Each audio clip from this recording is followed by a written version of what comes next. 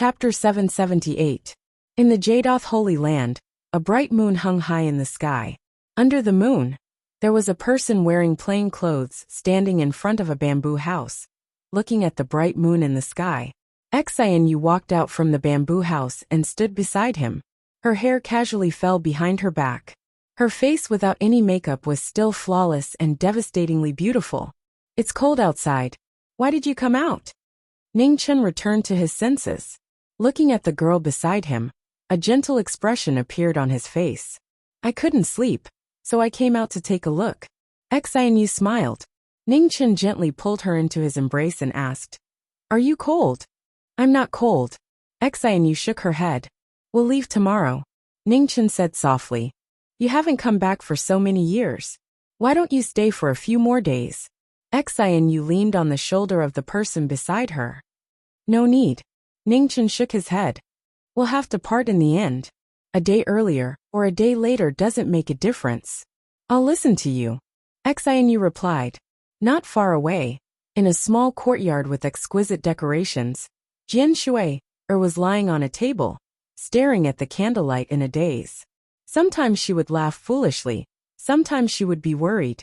After a long time, she looked at the girl beside her and said, "Sister Hongzhu, let's have senior apprentice brother teach us sword techniques tomorrow." Even the enforcement elder said that his sword techniques are unparalleled in the world. Hongzhu sighed. "Shui, I'm afraid your wish won't come true. Senior apprentice brother won't stay in Jadoth for long. He might even leave tomorrow." "So fast?" Jian Shui was startled. "Senior apprentice brother only came today. He should stay for a few more days." Hongzhu shook her head. Senior apprentice brother immediately helped Master break through to the treading immortal realm. He's clearly in a hurry to leave. The smile on Jian Shui's face disappeared. So he returned to Jadoth just to help the enforcement elder enter the treading immortal realm. "Shui, do you still remember why senior apprentice brother came to Jadoth?" Hongzhu asked softly. Jian Shui was startled. Then she recalled and said, "To borrow the Jadoth divine cauldron to revive a woman." Hongzhu nodded. "The woman in the ice coffin back, then wasn't the princess of the Grand Xia that senior apprentice brother married. With my understanding of senior apprentice brother's character, he's not a fickle person. However, I still don't understand the reason behind this. Could it be that that woman can no longer be revived?" Jian Shui guessed. "I don't think so." Hongzhu shook her head and said, "You should know how stubborn senior brother is. He won't give up so easily. If that woman really can't wake up, senior brother won't marry anyone. But if that woman is awake, why did senior brother marry this princess? I can't guess." Jian Shui shook her head vigorously and said, "In addition, when senior apprentice brother helped master undergo tribulation today, I didn't sense any true chi flow from senior apprentice brother's body. Even if senior apprentice brother's strength is much greater than mine, it shouldn't have been like that. It's really difficult to understand what's so strange about it," sighed Hongzhu. Jian Shui had a worried look on her face as she said, "Senior martial brother has too many secrets and has never told us. If he leaves this time, we don't know when he will return." Hongzhu walked out of the house and looked at the bamboo house not far away. Her beautiful eyes flashed with sadness. Today, they were not fated to be together. She only hoped that he would be happy. In front of the bamboo house, Xianyu, who was leaning against her husband, suddenly smiled. "Husband, can I ask you something?" "What's wrong?" Ningchen asked curiously. "Could it be that you really can't sense what Shui and Hongzhu are thinking?" Xianyu lightly smiled. Ningchen was startled. Soon after, a helpless expression appeared on his face. "I am Hongzhu's senior apprentice brother. I am no different from her elder brother. As for Shui, she is just a little girl. She has always had the temperament of a child. When I first came to Yuheng, she was the one who disliked me the most." Xianyu smiled. The thoughts of a woman can't be judged based on the surface. In this aspect, you aren't as clear as me. Qin Wentian smiled. "You are right." "Ah." Ningchen lightly smiled. "Our ninth princess is the smartest person. However, I am already married. What difference does it make whether she knows or not?" "It's not the same." Xianyu lightly shook her head. If you like someone, you have to at least let them know. This is even more important than whether there is a result or not. Ning Chun was silent. He did not say anything. Husband, I can only accompany you for 20 years. Your future path is still very long. It is too tiring to walk alone. Why don't you consider Hongzhu and Shui'er who like you? Xianyu softly muttered. Don't speak nonsense. Ning Chun lightly reprimanded her. His arm unconsciously tightened around her. The night passed peacefully. When the first rays of the morning sun shone down, Ning Chun brought Xianyu to bid farewell to Xiao Wuming. Outside the main hall, Hongzhu and Jian Shui'er's eyes were filled with reluctance. However, they did not say anything to persuade them to stay. Xianyu walked forward and whispered a few words into Hongzhu's ear. Then, she warmly smiled and bid farewell. Hongzhu was stunned. Looking at the departing figures, her eyes were filled with shock. Sister Hongzhu, what's wrong? Jian Shui'er was puzzled. Hongzhu returned to her senses and softly replied, Let's talk when we return. Outside Yuheng Mountain, Ning Chun curiously glanced at the person beside him. He asked, What did you and Hongzhu talk about just now? This is a secret between women. I can't tell you. Xianyu lightly smiled. Ning Chun smiled. I am your husband. Can't you tell me? I can't tell you. Xianyu nodded. 6 months later, the two of them could no longer be seen in Nanling. When they reappeared, they had already arrived at the Western Buddhist homeland where Buddhist cultivators flourished.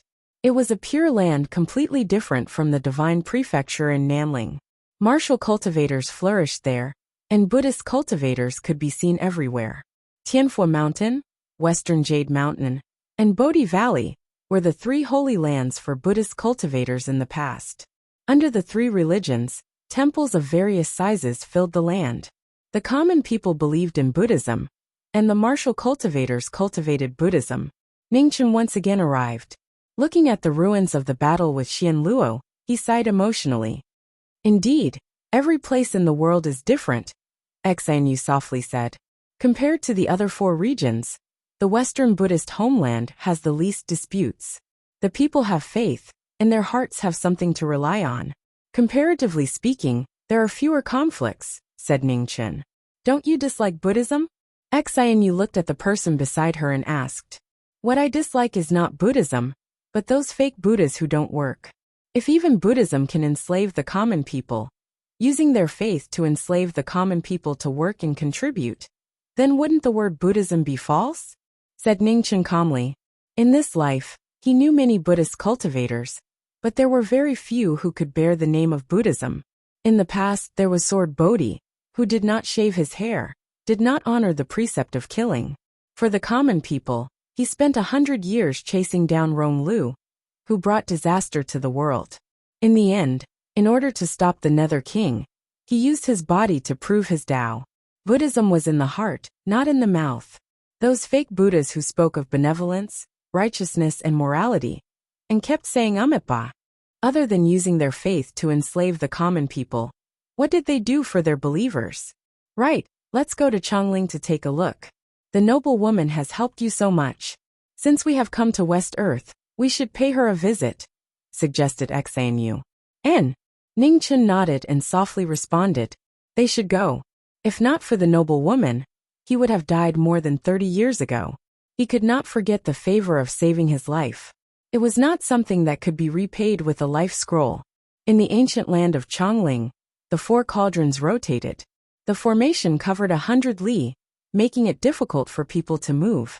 As one of the forbidden lands of West Earth, the ancient land of Chongling had never been a place that people were willing to come to.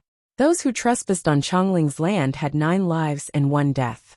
Very few were able to walk out alive. In the West Earth where Buddhism flourished, the Chongling noble woman was an existence that no one was willing to provoke. Strength was one, murderousness was another. Chongling never appeared in the world, and did not participate in the struggles of the mortal world. However, those who dared to provoke the ancient land of Chongling never returned. The noble woman did not have the heart of a bodhisattva. Back then, in order to search for the lost origin of the phoenix, she had sacrificed countless lives. Her conduct was decisive and vicious. Many Western Buddhist sects understood her. 2 months later, in the ancient land of Chongling, two people arrived. They walked through the layers of formations towards the depths of the ancient land. The noble woman is really an extraordinary woman, Xanyu said emotionally as she looked at the gradually disappearing path behind her. If you praise her in front of her, she will be happier. No one in Chongling dares to flatter her, Ningchen said with a light smile. Knowledge, Marquis. Speaking ill of others behind their backs is not the conduct of a gentleman. As she spoke, the void twisted and an otherworldly figure appeared. She was dressed in palace attire and did not have a speck of dust. The noble woman is joking. I am praising you, Ningchen said with a smile. In these years in the mortal world, have you learned to be glib? The noble woman mocked the former, and then walked in front of the other woman. She said softly, Xanyu, welcome to Chongling as a guest. I will take you in, let him slowly explore here. All right. Xanyu covered her smile and responded, Knowledge, Marquis, see you later. The noble woman glanced at the former, and then pulled Xanyu away. Her figure flashed and disappeared. Ningchen stilled. He looked at the changing formations around him, and had a helpless expression. A woman's heart was like a needle at the bottom of the sea. He had not expected the Chongling noble woman to be so petty. In the secret lands of Chongling, the noble woman brought Xanyu around to look at the scenery of Chongling. She did not ask about a certain person still trapped in the formations, and pretended to have forgotten. Xanyu found it funny, but did not say anything. Her husband was unusually smart, but there were times when he was stupid. More than half a day later, Ningchen spent a great deal of effort to walk out of the confinement formation. Seeing the two people talking and laughing at the stone table, he crestfallen went up to them. Oh, isn't this the knowledge, Marquis? Why did you take so much time to walk through a small formation? The noble woman glanced at him, and mocked without restraint. The noble woman's skill in formations is unparalleled in the world. This one admires. Ningchen sat down in front of the stone table, poured himself a cup of tea and said, You flatter me. I hate flattery the most. Otherwise, why is there no one in Chongling who dares to flatter me? Don't you think so, Knowledge, Marquis? The noble woman said neutrally. Cough, cough. Hearing this, Ningchen almost spat out the tea in his mouth. More than half a day had passed. Why was the noble woman still holding a grudge? At the side, Xanyu patted the former's back and laughed secretly. It had been a long time since she saw someone who could make her husband suffer. Other than Sister Qing Ning, there was only this noble woman. Chapter 779. In the ancient land of Chongling, in a day, New Chong brought Xanyu to every corner of the secret realm. Chongling had existed for thousands of years, and had a long history. The scenery was like a paradise on earth, beautiful beyond compare. In the depths of Chongling, in the Forbidden Land, the secret place where Ning Chun had once cultivated the life scroll in seclusion, New Chong and Xanyu walked over. Behind them, Ning Chun followed from a distance, not daring to disturb their mood of enjoying the scenery. New Chong glanced at the figure behind them. Her lips curved slightly as she said, It seems that his personality has changed greatly after returning to the mortal world. Husband was originally a very gentle person. Xanyu looked back, a gentle smile appearing on her beautiful face. She said, But the burden on his shoulders is too heavy, and he has to harden his heart. Gentle ha. New Chong laughed softly and said, Only you can say this about him in the world. New Chong and husband are friends. You should understand husband. Unless he has no choice, husband dislikes fighting with others the most, Xanyu said softly. New Chong smiled and walked forward. She said, Ahead is the forbidden land of Chongling, and also the place where he cultivated the life scroll in the past. Shall we go in and take a look? Xanyu nodded and followed after him. Ningchen followed behind. Looking at the familiar land ahead, a hint of emotion flashed through his eyes. It really was a bitter memory that one did not want to recall. The forbidden land of Chongling, a floating cauldron, a land with a strange terrain. It was naturally formed and modified by the past masters of Chongling. Now, it was the most unique place in the homeland of West Buddha. The flow of time was different from the outside world. While it could not compare to the time-forbidden land, it was still rare in the mortal world. Xianyu, do you know why Chongling has such a magical place, but I am still the only one who can enter the immortal treading realm? Nu Chong looked over at the woman beside her and asked. Xianyu shook her head, not understanding the reason. Because of perseverance and lifespan, Nu Chong said seriously. While the forbidden land of Chongling can speed up the flow of time, it will also speed up the loss of lifespan. This pain and terror of feeling one's life being stripped away is not something ordinary people can endure. Cultivation is most important.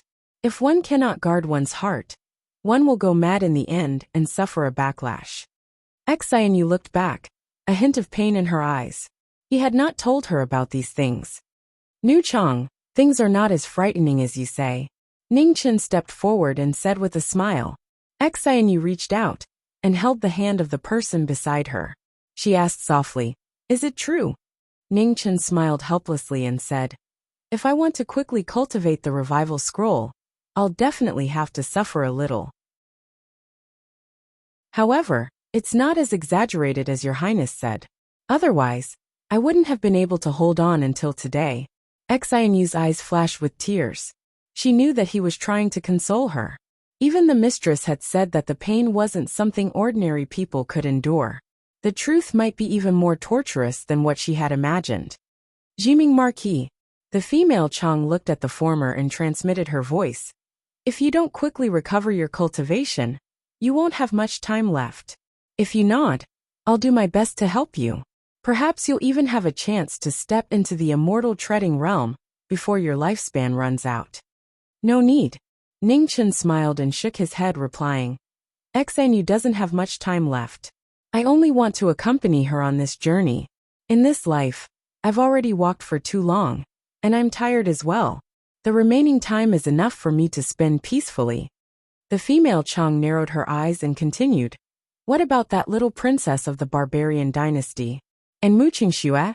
Do you really not have any regrets? With your current lifespan, you might not even have the chance to see them one last time. It's impossible for life to be perfect. Since we're destined to part when we meet, why should I let them experience the pain of separation again? Nu Chong, I appreciate your good intentions, but it's enough. Didn't you say that with my talent, it's already a miracle that I could reach this point? I've already obtained too much and I'm satisfied. I can't ask for more. Ning Chen smiled. The female Chong looked at the person in front of her. A moment later she sighed and said, in this life, can't you live for yourself once? Ning Chen smiled. I've always lived for myself. I don't ask for no regrets, but I ask for no regrets. Go. Your time is precious. I won't keep you. The inner world is vast. See as much as you can. A hint of helplessness flashed through the female Chang's eyes. She looked at the two and said, thank you for your understanding. Ning Chen responded and bowed with cupped fists. He took the woman's hand and turned to walk out of Chongling's forbidden lands. If you have time, go to Northern Plains Heavenly Music Pavilion. The female Chong said from behind. Ning Chen stopped in his tracks and nodded. Then he continued walking forward. Heavenly Music Pavilion, is it the place that extended your life for 100 years? Xianyu asked softly. Yes. Ning Chen responded softly and said, Nu Chong and the master of Heavenly Music Pavilion have some friendship. Back then, when my lifespan was exhausted, Nu Chong asked the master of Heavenly Music Pavilion to extend my lifespan for 100 years. Lifespan is set by the heavens. Extending a person's life is hard to imagine. Xianyu said emotionally. In the past, I didn't feel anything wrong. After thinking about it, it is indeed unusual. Ning Chen nodded and said with a serious expression, in these years in sky beyond heaven, I have encountered many treading immortal realm experts. It is not easy for people as strong as Master Mo and Dawn Moon Tower Master to extend the lifespan of others. Back then, the master of Heavenly Music Pavilion was only at great perfection. It is really inconceivable that she could do this. It should not be so simple. Otherwise, Heavenly Music Pavilion would not have been able to survive until now, Xianyu guessed. Indeed. Ning Chen nodded slightly and said, Nu Chang must have her reasons for having us go to Heavenly Music Pavilion. I have not thanked her in person for extending my lifespan back then. This time, we can settle this matter on the way. Are we going now? Xianyu asked. No rush. Ningchen shook his head and said, Northern Plains is too far from here. There is no rush. Let's go to Central Plains first, and then to Northern Plains. Worry flashed through Xianyu's eyes. She knew that he had many unhappy memories in Central Plains. If he went back this time, wouldn't it open his scars again? Don't think too much about it. Ning Chun tightened his grip on Xianyu's hand. It's all in the past. Qing Ning is fine in the end, so I've also let go of it. 5 months later, the two of them left the Western Buddha homeland and headed for the Central State. Another month later, the two of them appeared in the various famous mountains and ancient cities of Central Plains. They didn't stay for long each time. After admiring the scenery and culture, they quickly left. The survivors of Central Plains' various sects recognized the Knowing Destiny Marquis. But as soon as they reported back, they could no longer find any traces of them. For a time, the Central Plains' various sects were nervous. The cruel and bloody scene from back then was still vivid in their minds. In the Battle of Locket Mountain, the various sects experts had all died. Later on, the Knowing Destiny Marquis had massacred Central Plains, and the various sects' inheritances had practically been severed. Regardless of whether or not they had participated in the Battle of Devil Execution, they were all very clear on the reason. During the chaos of the Heavenly Sanctum, the Knowing Destiny Marquis' methods and strength were too terrifying. It made the various sects feel threatened. Killing Devil Execution was just an excuse, but no one had expected that the real Devil Execution would be forced out in the end. The entire Central Plains' vitality was greatly damaged, and it was difficult to recover even now. In the Zhao family's main hall, a secret report was presented in front of Zhao Liusu. It reported that the Knowing Destiny Marquis had appeared in Central Plains. After reading the report, Zhao Liusu fell silent. After a long time, she looked at the man kneeling in front of her and said, Tell the branch sects to stop sending people to follow them. Yes. The man respectfully accepted the order. After the man left, the various elders in the hall looked at the family master. They wanted to say something, but they didn't. The Zhao family didn't participate in the Battle of Devil Execution, and the family master even helped them. This was a very good favor. If they could pull the Knowing Destiny Marquis to the Zhao family would undoubtedly become the overlord of Central Plains. Family master. An elder stood up and said, There's no need to say any more. Zhao Liusu raised her hand and stopped the elder from continuing. She said calmly, The rise and fall of the Zhao family should be decided by them. The Knowing Destiny Marquis doesn't care about worldly affairs anymore. If we rashly disturb him, it will only make him unhappy. But another elder stood up and said anxiously, Don't mention this again, Zhao Liusu said coldly. Hearing this, the elders of the Zhao family sighed. What a pity. Zhao Liusu looked into the distance, and her eyes dimmed. Since he had made his choice, she could only respect his decision. Half a month later in the Zhao family, a sword light crossed tens of thousands of miles. It was magnificent and unparalleled, shocking the world. That's his sword. Zhao Liusu felt it, and immediately flew out. The other elders also followed. Looking at the sword light in the sky, they were shocked. The next moment, the sword light flew down and landed in the Zhao family. In the aftermath of the whistling sound, the sword light disappeared and a wooden box appeared. Zhao Liusu went forward and opened the wooden box. Her eyes trembled. In the wooden box, there was a golden and jade bow lying inside. Its aura was ancient and extremely extraordinary. Broken Death Bow. One of the elders of the Zhao family recognized the bow and exclaimed. The Broken Death Bow was originally an item of the Zhao family, but it had been lost for a long time. The Zhao family had once sent people to steal it from the Knowing Destiny Marquis, but they failed. Third elder, quickly look at that piece of metal in the box. Beside him, a female elder suddenly revealed an excited expression. The Zhao family's third elder followed her gaze and saw a blood-colored metal lying beside the bow. Its brilliance was restrained, but it was so beautiful that it made people unable to move their eyes away.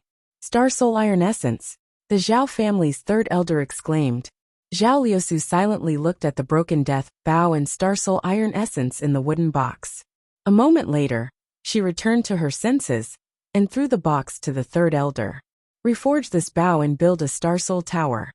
Yes. The elders of the Zhao family suppressed their excitement and respectfully bowed. 1,000 miles away, Xanyu looked at her husband and softly said, "Why don't you give it to them directly? Isn't it better to go and pay them a visit?" Ningchen shook his head.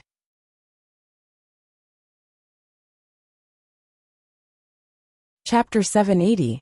In the northern plains, the wind was bitterly cold and snowflakes fluttered in the air.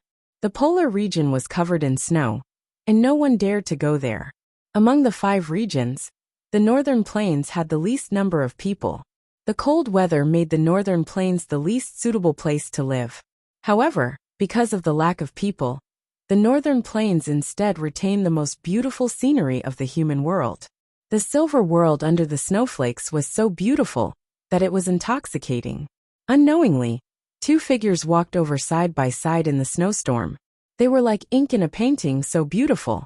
Xianyu was wearing a white fur coat. Walking in the snowstorm, she seemed to be one with heaven and earth. Ningchen held the hand of the girl beside him. He was also wearing a plain white robe, simple and clean. 100 miles away, in the Heavenly Sound Valley, a strange pavilion stood there. It was majestic and dignified, majestic and majestic. At this moment, multicolored light rose from the pavilion. An elegant and noble female voice rang out, spreading throughout the entire Heavenly Sound Valley. "Honored guests have arrived. Let's open the valley to welcome them." Yes. The next moment, snowflakes fluttered in the sky. In the snowstorm, a path of multicolored light spread out, leading to the Heavenly Sound Valley. In front of them, 2 figures slowly walked over. After a few breaths, they arrived in front of the valley. Junior Ningchen requests an audience with the Heavenly Sound Pavilion Master. "Please enter the valley." "Many thanks."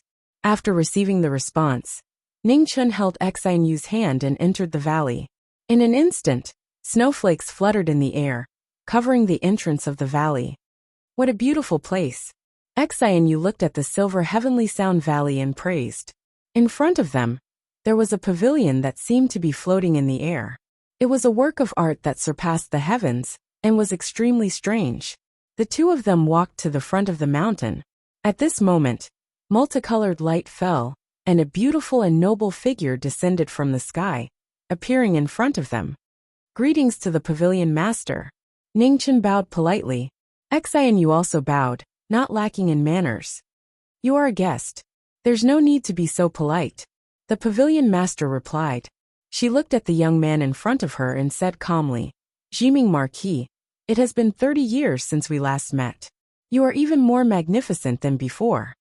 "Pavilion master overpraises me," Ningchen said with a serious expression. If it weren't for the pavilion master's help back then, this junior's lifespan would have been exhausted long ago, and it would be impossible for me to live until today. This junior has come here specifically to thank the pavilion master. "You don't have to thank me, Jiming Marquis. Since you're here, let's talk inside," the Heavenly Music Pavilion master said calmly. Ningchen nodded. The Heavenly Music Pavilion master waved her hand, and a multicolored light descended, carrying the 2 of them toward the pavilion on the mountain. In the valley, the door of the pavilion opened. Many disciples of the Heavenly Music Parlor bowed respectfully, welcoming the 3 of them. The leader of the group of women, a familiar beautiful figure, lowered her head slightly, unwilling to let the young man in front of her see her appearance. "Miss, the grudges from back then are already in the past. There's no need to take it to heart." Ningchen stopped and said. Then he continued to walk forward. Wu Qingman's expression shook, but after a short moment of tension, her body gradually relaxed. In front of them, the Heavenly Music Pavilion master saw everything, but she did not say anything. She had already punished Wu Qingman for leaving the valley without permission to go to the Eastern Divine Prefecture. It could be seen that the Jiming Marquis did not care about this matter anymore. On the contrary, Qingman could not let it go. In these years, Qing Man's cultivation had been growing slowly. With her talent, it should not be so. It was obvious that the Jiming Marquis was too much pressure for Qing Man. She hoped that after today, Qing Man could forget the grudges of the past and focus on cultivation. Pavilion Master, I have a question that I hope you can answer. Ning Chen looked at the Heavenly Music Pavilion Master and asked. Please ask. The Heavenly Music Pavilion Master replied. I want to know how you extended my life for 100 years. How did you do it? Ning Chen asked seriously. Sorry, this is a secret of the Heavenly Music Pavilion. Forgive me for not being able to tell you. The Heavenly Music Pavilion Master refused directly. Hearing this, Ning Chen fell silent. After a while he said, I have been rude. Pavilion Master, please don't blame me. I just feel that it is a little strange. Extending someone's life is really incredible. Even if you have stepped into the true realm, it is not easy to do so. The Heavenly Music Pavilion Master narrowed her eyes and said, You have already come into contact with true realm experts? Ning Chen nodded and said, I have fought with them a few times. 10 years ago, the terrifying expert that appeared in the Eastern continent. What realm was he at? The Heavenly Music Pavilion Master asked again. Half a step to the true realm to the early stage, Ning Chen said truthfully. The Heavenly Music Pavilion Master's heart was in turmoil. This young man really had the strength to contend with true realm experts. Pavilion Master, I know that extending someone's life is a secret of the Heavenly Music Pavilion. However, can you tell me what the price is to do this? Ning Chen asked seriously. The Heavenly Music Pavilion Master frowned slightly and looked at the woman beside him. After a while she understood. Life is determined by the heavens and cannot be changed, the Heavenly Music Pavilion Master said, suppressing the turmoil in her heart. Ning Chen was stunned and asked in confusion. Then why was Pavilion Master able to extend my life by 100 years? Your situation is different, the Heavenly Music Pavilion Master said calmly. You are an inborn expert, and your lifespan is not something an ordinary person can achieve. The reason why your lifespan is depleted is that you exchanged 500 years of your life source for 100 years of your foundation. However, your body still retains the strength of an inborn expert. As long as the price is sufficient, I can replenish part of your lifespan. However, 100 years is the limit. Ning Chen's eyes narrowed. After a long time he asked, Is it really impossible to change a mortal's lifespan? No. The Heavenly Music Pavilion Master shook her head and said, At least, as far as I know, no one can do this. Changing a person's lifespan is equivalent to going against the will of the heavens. I don't need to explain how difficult it is to go against the will of the heavens. I'm sure you know better than anyone else. Ning Chen was silent. Going against the will of the heavens was like a mortal ascending to the heavens. It was unattainable. No. Suddenly, Ning Chen came back to his senses and seemed to have thought of something. He looked at the Heavenly Music Pavilion Master in front of him and asked seriously, Pavilion Master, what did you mean by the price being sufficient? You don't need to know about this, the Heavenly Music Pavilion Master said calmly. Ning Chen stared at the former. All along, he had felt that something was wrong. So this was the reason. Even if his situation was special, it would not be easy for the Heavenly Music Pavilion Master to prolong his life. He had been in Chongling for a long time, but the female supreme rarely mentioned this Heavenly Music Pavilion Master. It could be seen that even if the two had a relationship, it was far from this level. You don't need to guess anymore. I have promised others that I will not speak of this matter. So, you will not get an answer from me, the Heavenly Music Pavilion Master said coolly. At the same time, in the Forbidden Heaven space, a huge sound mill was floating. In front of the sound mill, a woman in a white dress walked forward with difficulty. For more than 30 years, countless days and nights, she did not stop for even a moment. Iron chains hung from the void on the woman's shoulders and passed through her shoulder blades. Dried blood stains remained on her white clothes. It was very eye-catching. Suddenly, an unbearable palpitation came. Mu Qingxue gave a muffled grunt and staggered a few steps. Drops of blood quietly dripped from the corner of his mouth. A strange light rose and dispelled the emotions in the woman's heart. The great oblivion once chosen is hard to escape. The sound mill stopped, and the sound of the Tao changed.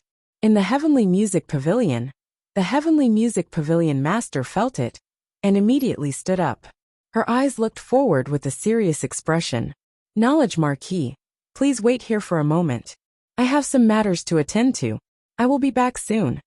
As she spoke, the Heavenly Music Pavilion master's figure flashed and disappeared. "What is it?" Xinu asked in confusion. "I am not too sure." Ningchen shook his head. A strange look flashed through his eyes. Just now, the power of laws in the Heavenly Music Pavilion did change. The departure of the Heavenly Music Pavilion master should be related to this. Nothing happened in the valley. There were no invaders outside the valley. Why did the power of laws in the Heavenly Music Pavilion change? In the Forbidden Heaven space, the Heavenly Music Pavilion master appeared. Looking at the woman in front of the sound mill, who was suffering from the backlash of her cultivation, she took a step and rushed in front of her. Vital essence poured in and suppressed the power of the great oblivion. The Heavenly Music Pavilion master's expression gradually turned serious. It had been almost 40 years. She still could not forget. He is here. Temporarily suppressing the injury, Mu Qingxue slowly opened his eyes and said tiredly, "Mu Qingxue, I don't need to explain the reason. You cultivate the great oblivion. You must not be moved by true feelings. You were able to successfully forget back then. Why can't you do it now?" Mu Qingxue raised his hand and wiped the blood at the corner of his mouth. He did not answer. He pushed the sound mill again and continued to fulfill his promise. The Heavenly Music Pavilion master sighed and did not ask again. Her figure flashed, and she left the Forbidden Heaven space. The Heavenly Music Pavilion master appeared in the Heavenly Music Pavilion. Looking at the plain-clothed young man in front of her, a trace of undetectable complexity flashed through her eyes. The two of them were not destined to be together, but they had always been involved. The promise of 100 years was over. At that time, the Knowledge Marquis life would also come to an end. Hopefully, everything would come to an end. Knowledge Marquis, I have told you everything I can. As for your question just now, I promised someone to keep it a secret.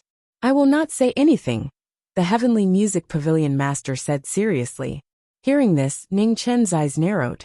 After a moment he politely bowed and said, "In that case, I will not disturb you any longer. Thank you for your hospitality. I will take my leave first." "Please." The Heavenly Music Pavilion master did not ask him to stay. Ning Chen nodded and left with Xinu. Seeing the two of them leave, Wu Qingman, who had been silent all this time, stepped forward and said, "Master, why didn't you tell him the truth?" "So what if he knows the truth?" Mu Qingshua's cultivation technique is destined to not be able to make him fall in love. As for the Knowledge Marquis, he does not have much time left, the Heavenly Music Pavilion master said indifferently. Not much time left. Wu Qingman's face was filled with shock and disbelief. The Heavenly Music Pavilion master nodded and said, "There are no longer any fluctuations of true qi in the Knowledge Marquis body. It is obvious that his cultivation has dissipated. Back then, I extended his life for 100 years. If he cannot become an immortal, these 100 years will be his last. However, in comparison, the woman beside him does not have much time left." Outside the Heavenly Music Valley, the two of them walked out together. Xinu looked at her husband and smiled. "Where are we going? Do you want to go to Sky Beyond Heaven to take a look?" Ningchen asked softly. Xinu thought for a moment and nodded. "Yes. Then let's go now." Ning Chen's face was filled with gentleness. Just as he was about to leave, his eyes fiercely trembled. Between the woman's black hair, there were strands of snow white so dazzling. Chapter 781. In the outer sky, the vast starry sky was dotted with stars. It was so vast that it made people gasp in amazement. Two figures flew through the starry sky like shooting stars, disappearing in the blink of an eye. "Is this the Ziwei star zone?" Xinu stared at the boundless starry sky as a bright light flashed in her eyes. She smiled. "Yes." Seeing her happy smile, Ning Chen's mood improved. He said, "The inner world is at the edge of the Ziwei star zone. The starry sky is too vast. It's too slow to travel like this. Let's go visit some old friends and borrow some things. Tianfu? Xi and Yu immediately guessed and smiled. Ningchen chuckled and said, "You're getting smarter and smarter. Tianfu planet's celestial phenomenon is the most extraordinary. We can take this opportunity to visit some friends on the Tianfu planet." "Okay, I'll listen to you." Xi and Yu nodded in agreement. After reaching an agreement, Ningchen sped up. He turned into a sword and flew toward the Tianfu planet with the girl beside him. The Tianfu planet, the Holy Land. Chao Tianxi stood at the peak of the Holy Land and looked at the Tianfu planet that was gradually recovering. "Master." Shimujin walked forward and bowed respectfully. Chao Tianxi came back to her senses and looked at the disciple behind her. She said, "Mujin, how long have you been in the early stage of the virtual realm?" 10 years. Shimujin answered honestly. Chao Tianxi nodded and said, "After today, you can leave the mountain. Seal 70% of your cultivation, and don't release it for 10 years. "Yes," Shimujin said respectfully. "Star Venerable." At this moment, a girl in green appeared out of nowhere. She knelt down and bowed. "My Star Soul Life C shows that a top expert is quickly approaching the Tianfu planet." Chao Tianxi's eyes narrowed. She asked, "Can you see his appearance?" "He's too fast. I can't see him at all," the girl in green replied. "Be alert and prepare for battle," Chao Tianxi said slowly. "Yes." The girl in green accepted the order. She was about to get up when she suddenly looked at the sky in shock. She saw a dazzling light in the sky. A white sword light descended from the sky. It was extremely fast. By the time she came back to her senses, the sword light had already reached the Holy Land. "Star Venerable, how have you been?" The sword light dissipated and the girl in green appeared. She looked at the person in front of her. Jiming Marquis. Chao Tianxi regained her senses and exclaimed in surprise, "Greetings, Senior Star Venerable." Beside Ning Chun, Xi and Yu respectfully bowed as she spoke. Chao Tianxi was startled. Only then did she notice the woman beside Jiming Marquis. "This is my wife Xia Xinyu," Ning Chun introduced. "The 9th princess of Great Xia?" Chao Tianxi was even more surprised. She had heard of this name before. She had sent people to investigate all the people related to the Marquis of Jiming, and this 9th princess was one of them. However, she did not expect that the two of them would end up together in the end. No. Suddenly, Chao Tianxi narrowed his eyes and looked at the two of them. After a moment his heart sank. How could this be? "Star Venerable, I'm here to see Tian Xiang. Do you know where he is?" Ning Chen asked straightforwardly. "Celestial phenomenon?" Zhao Tianxi looked surprised and asked, "Why are you looking for the Minister of Heaven?" "Xingyu and I want to take a walk in outer heavens." "Star Venerable, you know that the universe is vast and every life planet is very far from each other. It takes a lot of time. That's why I want to find Tian Xiang and ask him to teach me how to set up a space formation," Ning Chen said honestly. Chao Tianxi shook his head and said, "That won't work." "Why not?" Ning Chen did not understand. Spatial formations, especially long-distance spatial formations that cross between life stars, are extremely complicated to set up, and the amount of origin immortal jade required to operate them is even more terrifying. Back then, the heavenly sanctum had to use the power of one star to maintain these formations, Zhao Tianxi said truthfully. Ning Chen frowned. He knew that it was not easy to set up and operate these formations, but he did not expect them to be so terrifying. There should be such formations between life planets, right? What if I borrow them? Ning Chen asked again. Chao Tianxi thought for a moment and shook his head.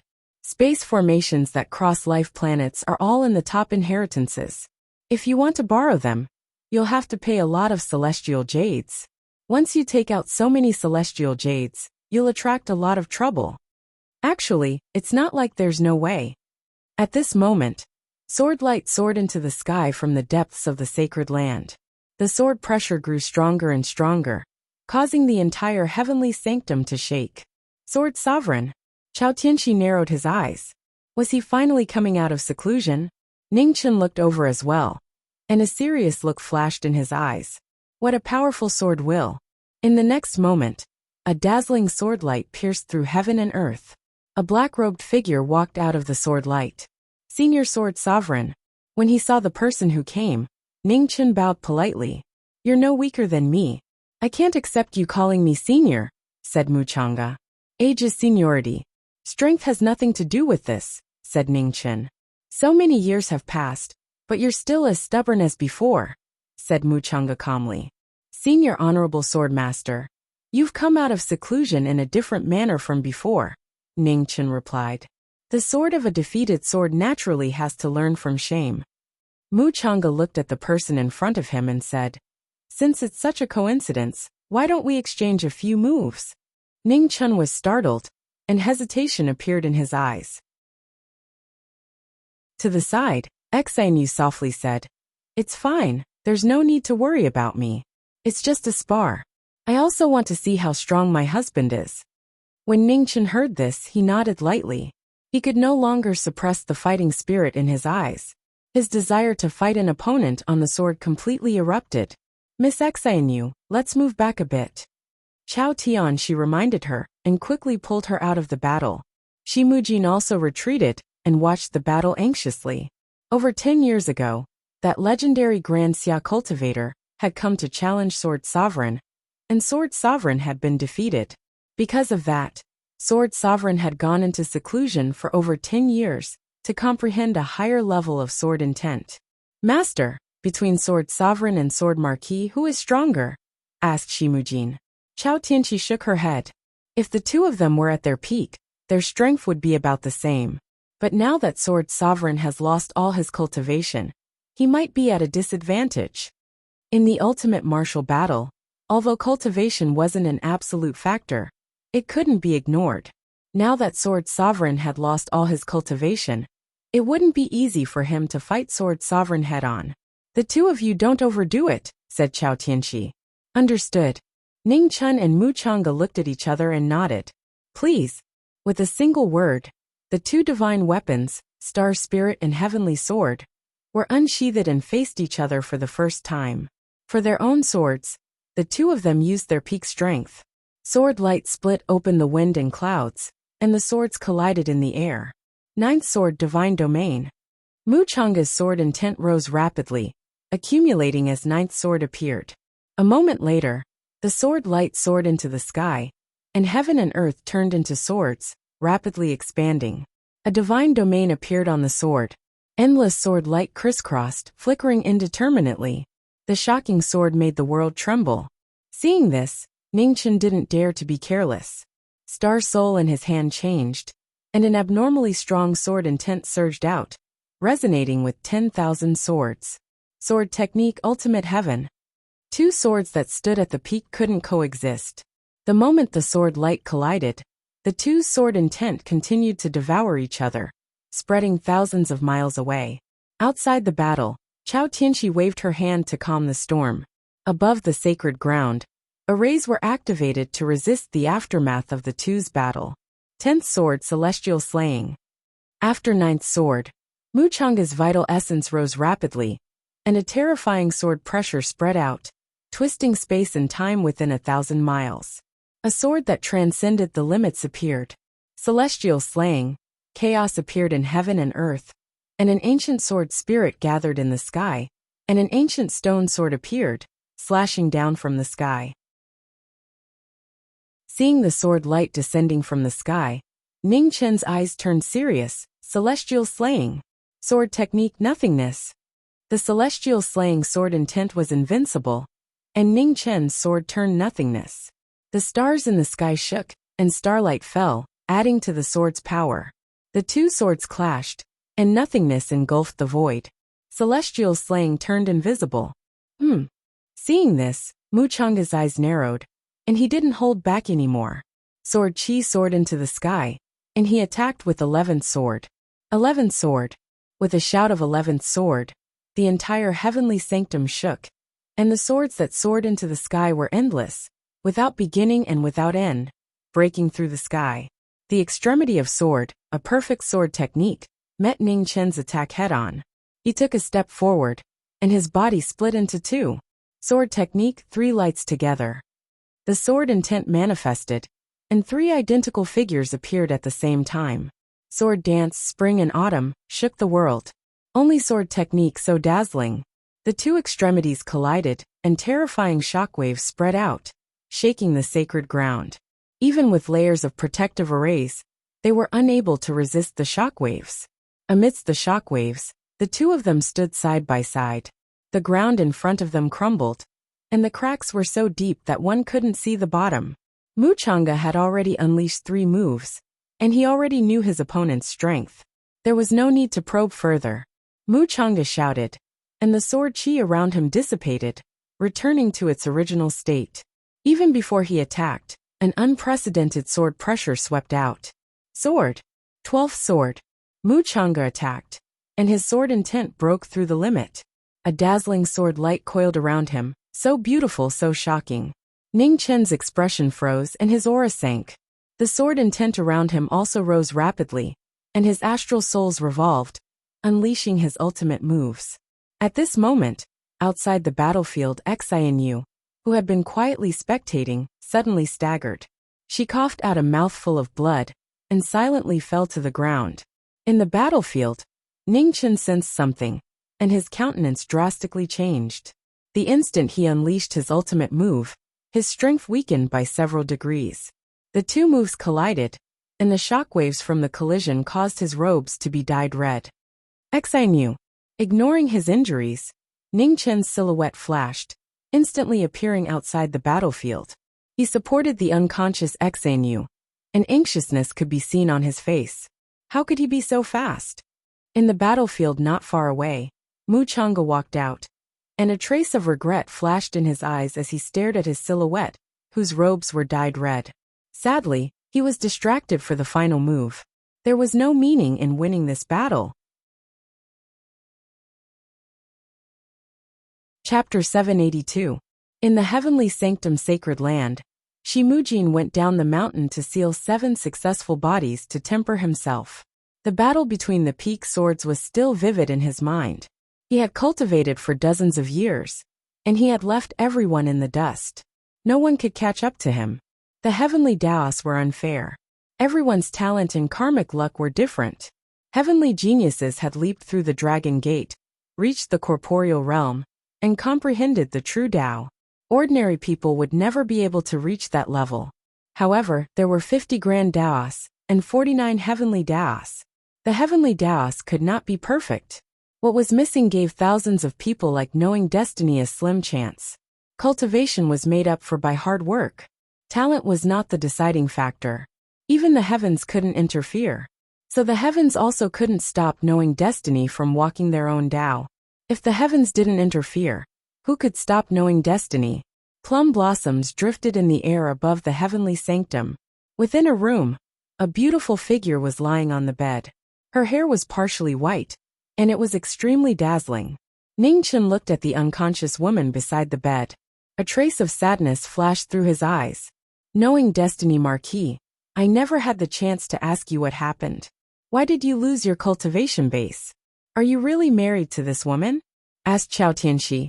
Yes. Ning Chen nodded. He took a step forward and gently stroked her face.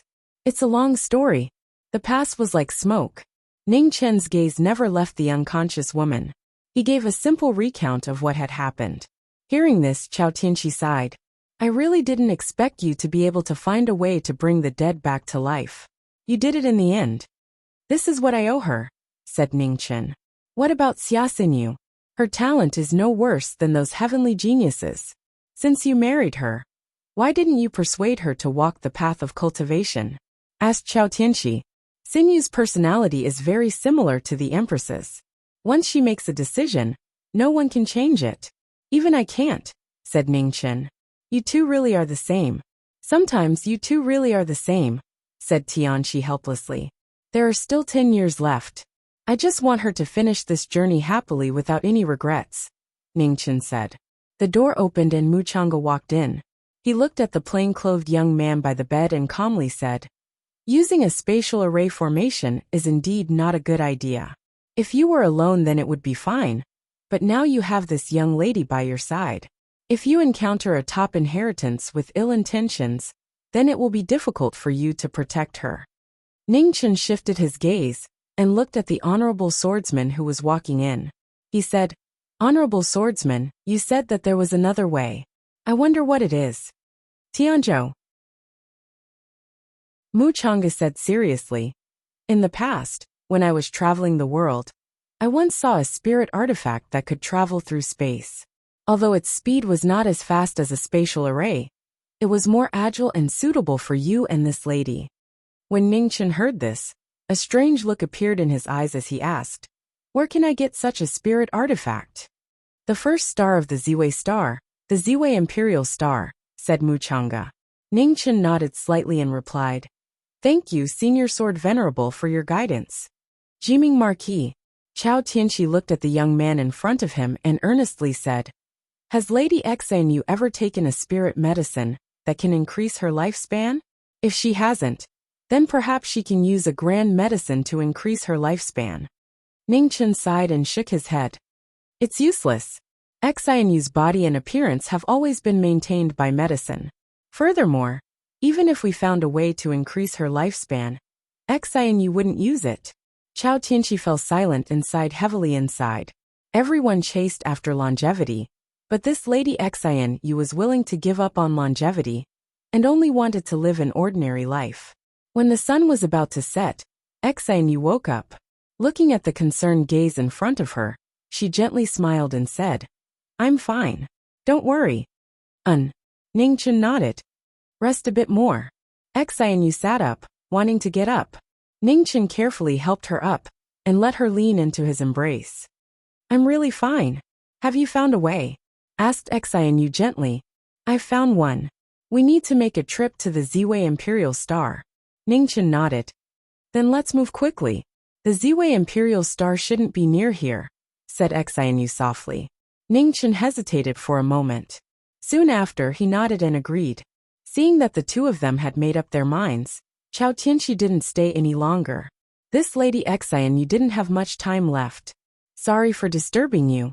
Xanyu stood up and bowed to the noble woman in front of her. Chao Tianqi went up to support her. "There's no need to be so courteous.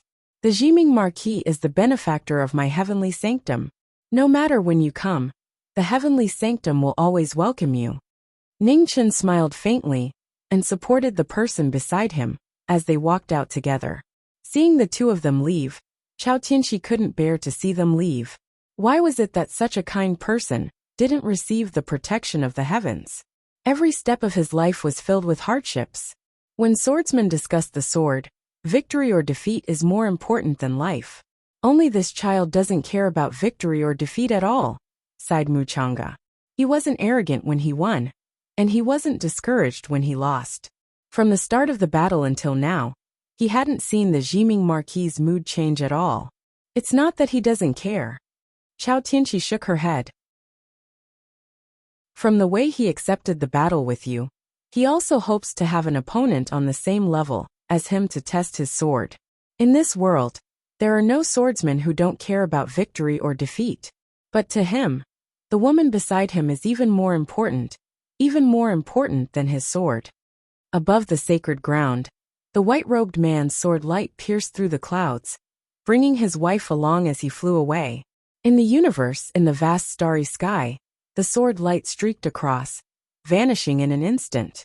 7 months later, in the center of the Ziwei starfield, on the Ziwei Imperial Star, two people arrived. In front of the 100 Rivers house, the two of them walked in together. The number 1 house under the heavens, its name spread far and wide.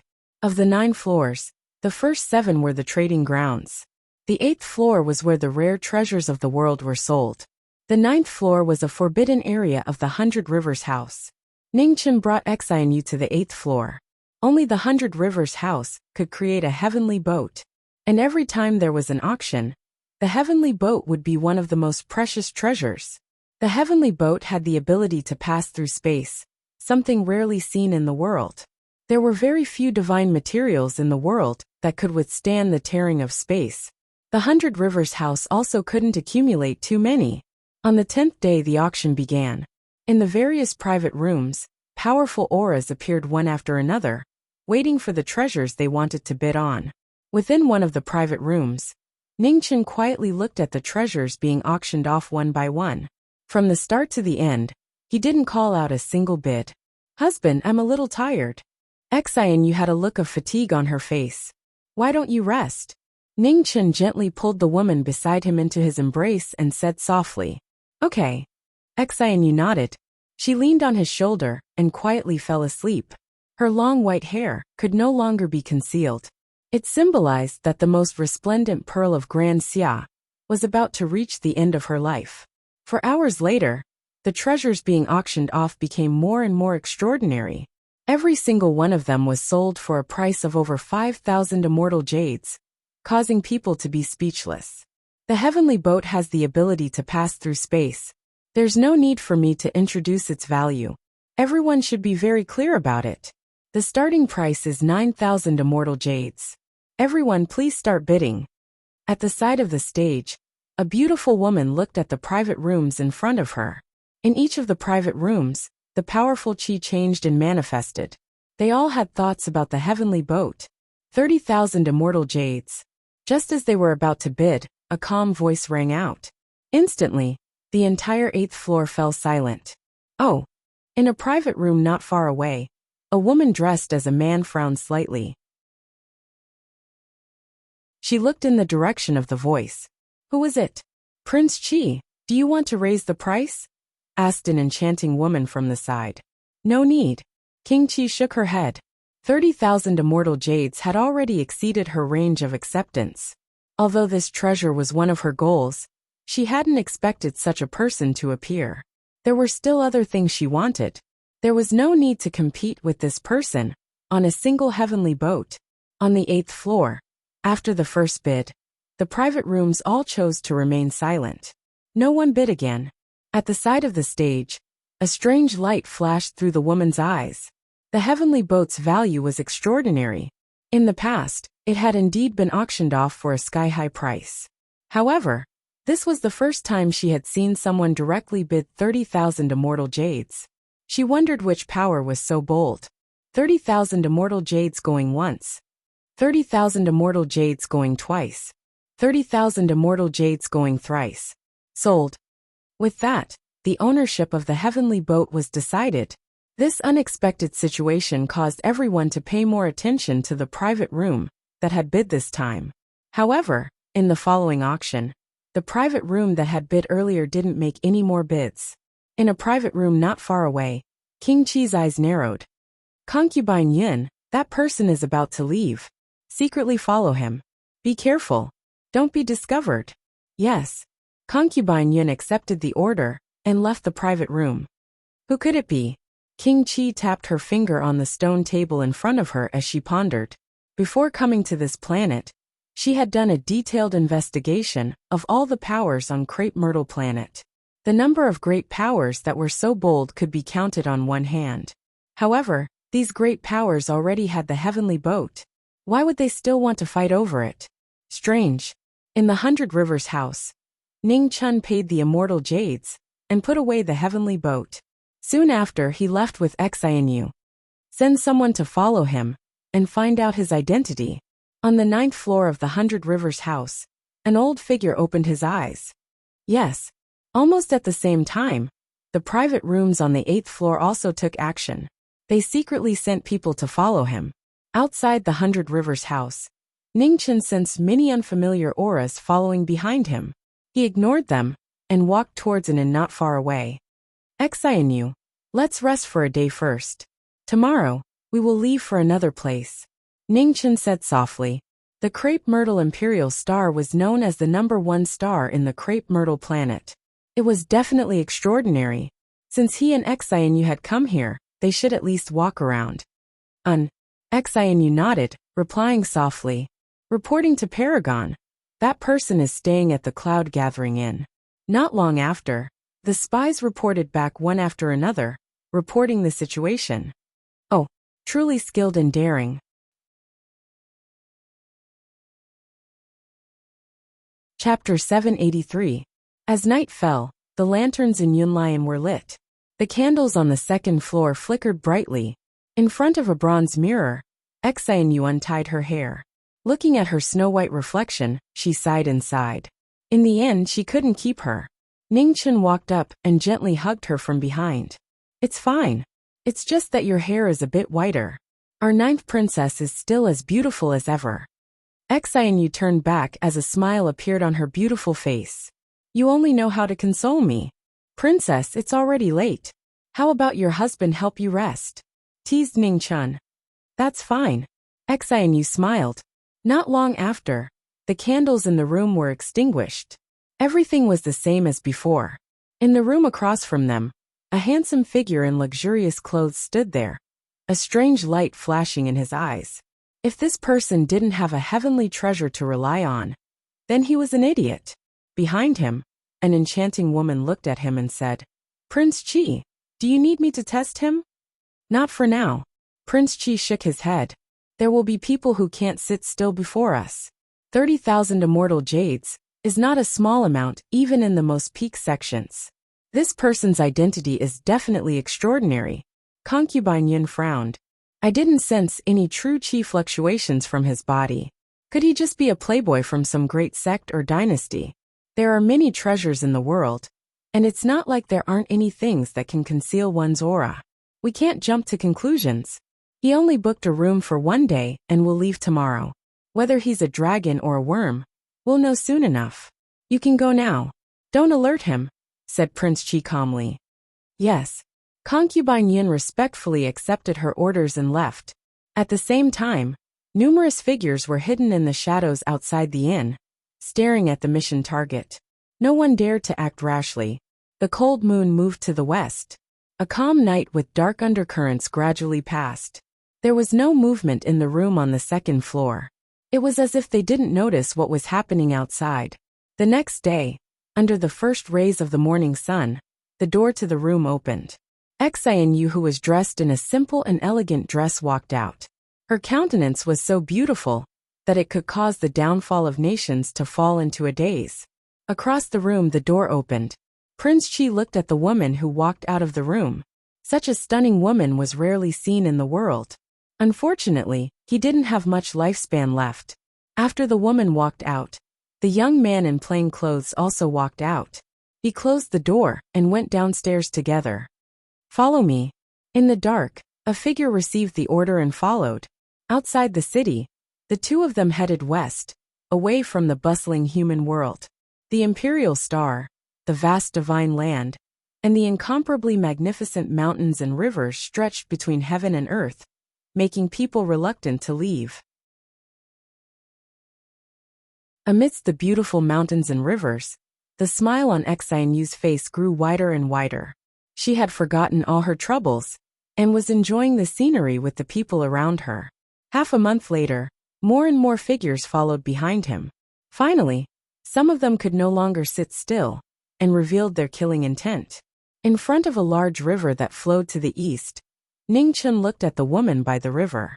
The gentleness in his eyes couldn't be dispelled. Ningchen didn't look back. He waved his right hand, and a fallen leaf shot out, piercing through the air. 1,000 feet away, a waterfall of blood gushed out.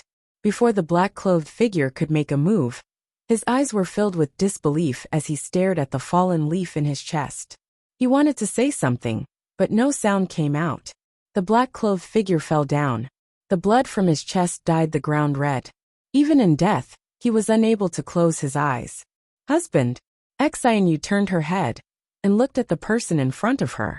Her face reddened and she softly said, I want to take a bath in this river. When Ningchen heard this, he gently smiled and said, Go ahead, I'll watch for you. Xianyu's face turned even redder. Can you turn around? Ningchen smiled. We are husband and wife. Are you afraid I'll watch? Although he said that, Ningchen still turned around and waved his right hand. Behind him, countless fallen leaves flew into the air, forming a barrier in front of the river. 1,000 feet away from the river, numerous figures were shocked when they saw this scene. Friends, you followed me for so long. It's time to return and report, said Ningchen calmly. In the dark, numerous figures were shocked. When they saw the gaze of the plain-clothed young man in front of them, their hearts sank. So they had been discovered long ago. Retreat, They no longer hesitated and immediately retreated. Miss, what about you? Ning Chen looked at the two people on the other side. You've truly hidden your strength. Two figures walked out. The one in front was wearing luxurious robes and holding a folding fan. His appearance was exceptionally delicate, and he looked a bit too handsome. Behind him, a woman with an enchanting appearance and an exquisite figure followed. Her seductive aura was the epitome of a femme fatale. Ning Chen only glanced at the woman behind him before turning his gaze to the person in front of him. The woman behind him had an extraordinary cultivation base. She had already reached the immortal void-treading realm. However, the true expert was this young master who was dressed as a man. Mid-true realm. I wouldn't dare say I've hidden my strength. Why have the two of you followed me all the way here? Asked Ning Chen. I am Ling Yuzhen, and this is my maid concubine Yin. We followed you because we wanted to become friends with you, said Lin Yuzhen calmly. Let's not beat around the bush. Just tell us your intentions, said Ning Chen. The heavenly boat. Ling Yuzhen closed her fan. Are you willing to part with it? I'm willing to exchange it for 40,000 immortal jades. Ning Chen narrowed his eyes. Since you can take out so many immortal jades, why didn't you make a bid back then? I won't hide it from you. At the time, I did have other things I wanted to fight over, so I couldn't waste too much immortal jades on this item. However, something unexpected happened, and the 100 Rivers building didn't take out what I wanted.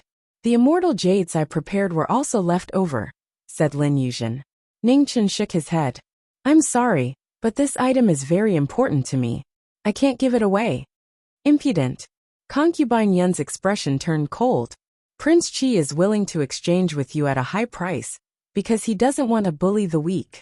Don't refuse a toast only to be forced to drink a forfeit. Ning Chen smiled faintly and said, Miss, why are you so angry? The heavenly ark is mine.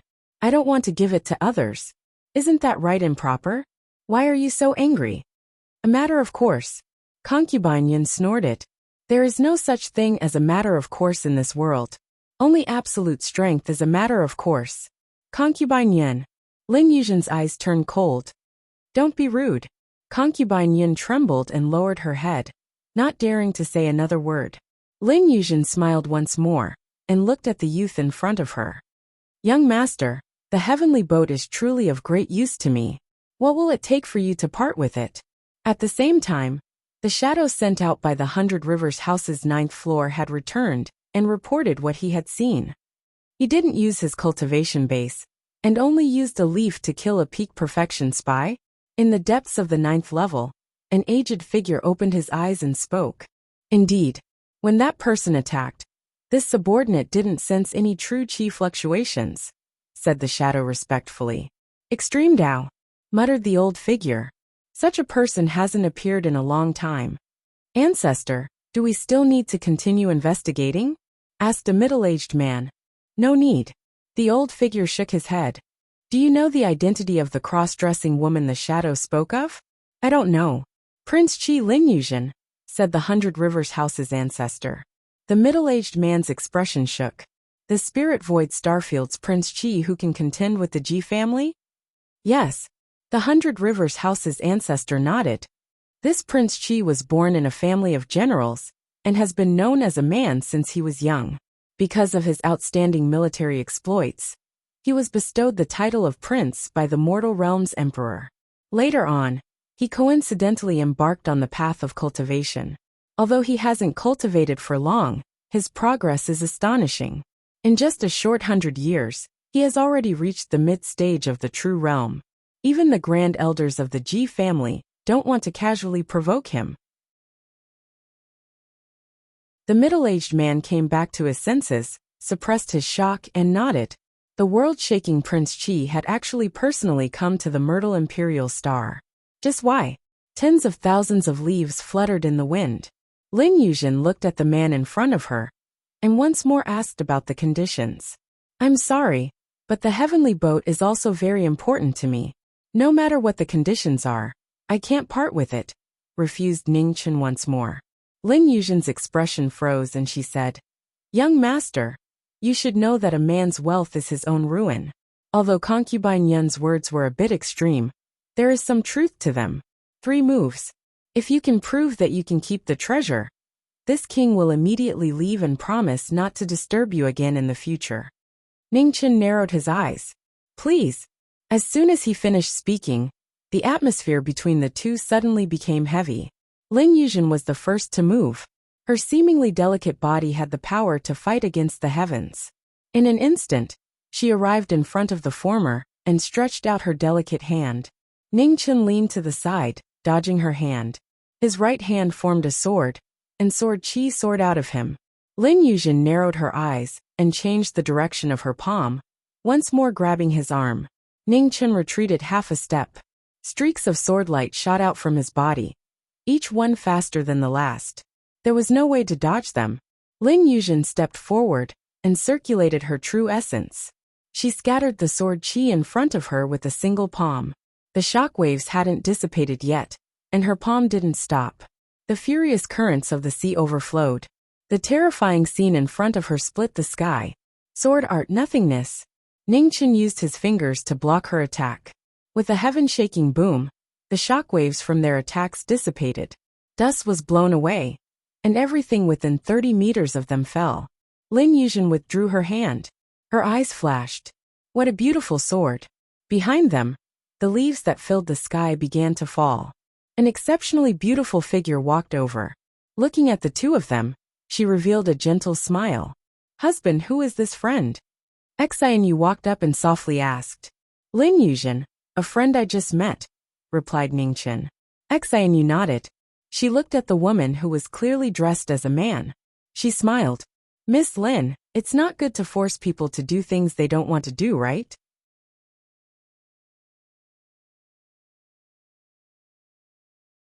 Chapter 784. Thousand Separation Mountain. In front of the great river flowing to the east, Lin Yuzhen looked at the exceptionally beautiful woman before her and narrowed her eyes. All along, she had thought that this woman was merely an ordinary woman. Other than her outstanding appearance, there was nothing worth paying attention to. She had not paid much attention to this woman before. It seemed that she had been blind. This state of mind and courage was definitely not something an ordinary woman could possess. Please forgive me, I was rude. Lin Yuzhen clasped her fists and apologized. Seeing the person before her apologizing, Xianyu did not say anything else. She walked behind her husband and remained silent. Seeing this, Lin Yuzhen's eyes flashed with surprise again. Forget it. Ningchen smiled and said, It's better to have one more friend than one more enemy. This matter ends here. There is no need to mention it again. Lin Yuzhen nodded and said, May I know how to address young master? Ningchen. I admire Brother Ning's magnanimity. Today's matter is my fault. If Brother Ning comes to the Spirit Void realm in the future, I will definitely wait for you. Lin Yuzhen clasped her fists again and turned to leave. Ningchen looked at the departing back, and a serious expression appeared on his face. Spirit Void Starfield's people. 10 steps away, Lin Yuzhen stopped. She looked at the figure before the river and said, Young Master Ning, do you believe in Buddha? I don't. Ningchen was slightly startled. Then he lightly shook his head. I also don't believe in it. However, amongst all the gods, only Buddha believes in the afterlife. It is rumored that there is a Buddha in the All-Heaven Starfield. Brother Ning, you can decide for yourself. After saying that, Lin Yuzhen did not say anything else, and walked out of the Thousand Separation Mountain. Hearing the former's words, Ningchen became silent and did not say anything. Husband, let's go too. Beside him, Xianyu softly said, Amen. Ningchen nodded and led the person beside him forward. After that day, no one on the Myrtle Imperial Star saw the two of them again. It was as if they had disappeared into thin air. 7 years passed in the realm beyond heaven. The young man in white robes and the white-haired woman traveled through the various planetary systems. They didn't stay in any of the places for too long. The most beautiful time of their lives was so short. In the glorious gold starfield, on a famous mountain peak, the two of them were sitting side by side as they looked at the rising sun in the east. Husband, let's go home. Xianyu softly said. Okay. Ningchen nodded slightly and replied. As the sun rose, the two of them left the mountain peak and began their journey back. 1 year later, in the eastern divine land of the inner realm, the two people who had been away for nearly 10 years returned.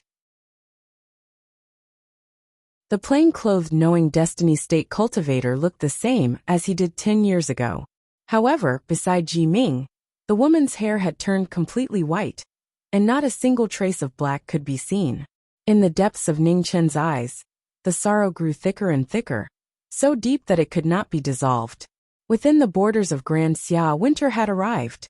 Snowflakes drifted down from the cold sky, sprinkling down onto the mortal world. The two of them walked together towards the east, one step at a time. 30 years of waiting, 20 years of being together. The cycle of time gradually came to an end. The Jiming Marquis residence did not alert anyone. When the two of them walked over, the guards in front of the residence were shocked and hurriedly bowed. "Get up, don't make a fuss," Ning Chen said softly, and walked towards the Marquis' estate. The maids looked at each other, their eyes filled with shock. Why was the princess' hair all white? In the Weiyang Palace, a beautiful figure in a green dress looked in the direction of the house of the Marquis. Sadness flashed in her eyes. What was supposed to come had finally come. Marquis. In the backyard of the Marquis' manor, the old butler walked over. 20 years had passed. The butler who was in his prime had also aged. He was no longer tall and straight, showing signs of old age. "What's the matter?" Ning Chen asked. "The new year is almost here. I wonder if Marquis has any special instructions?" The old butler respectfully asked. Ning Chen shook his head lightly. "Just make the same preparations as the previous years. There's no need for any special arrangements." "Yes."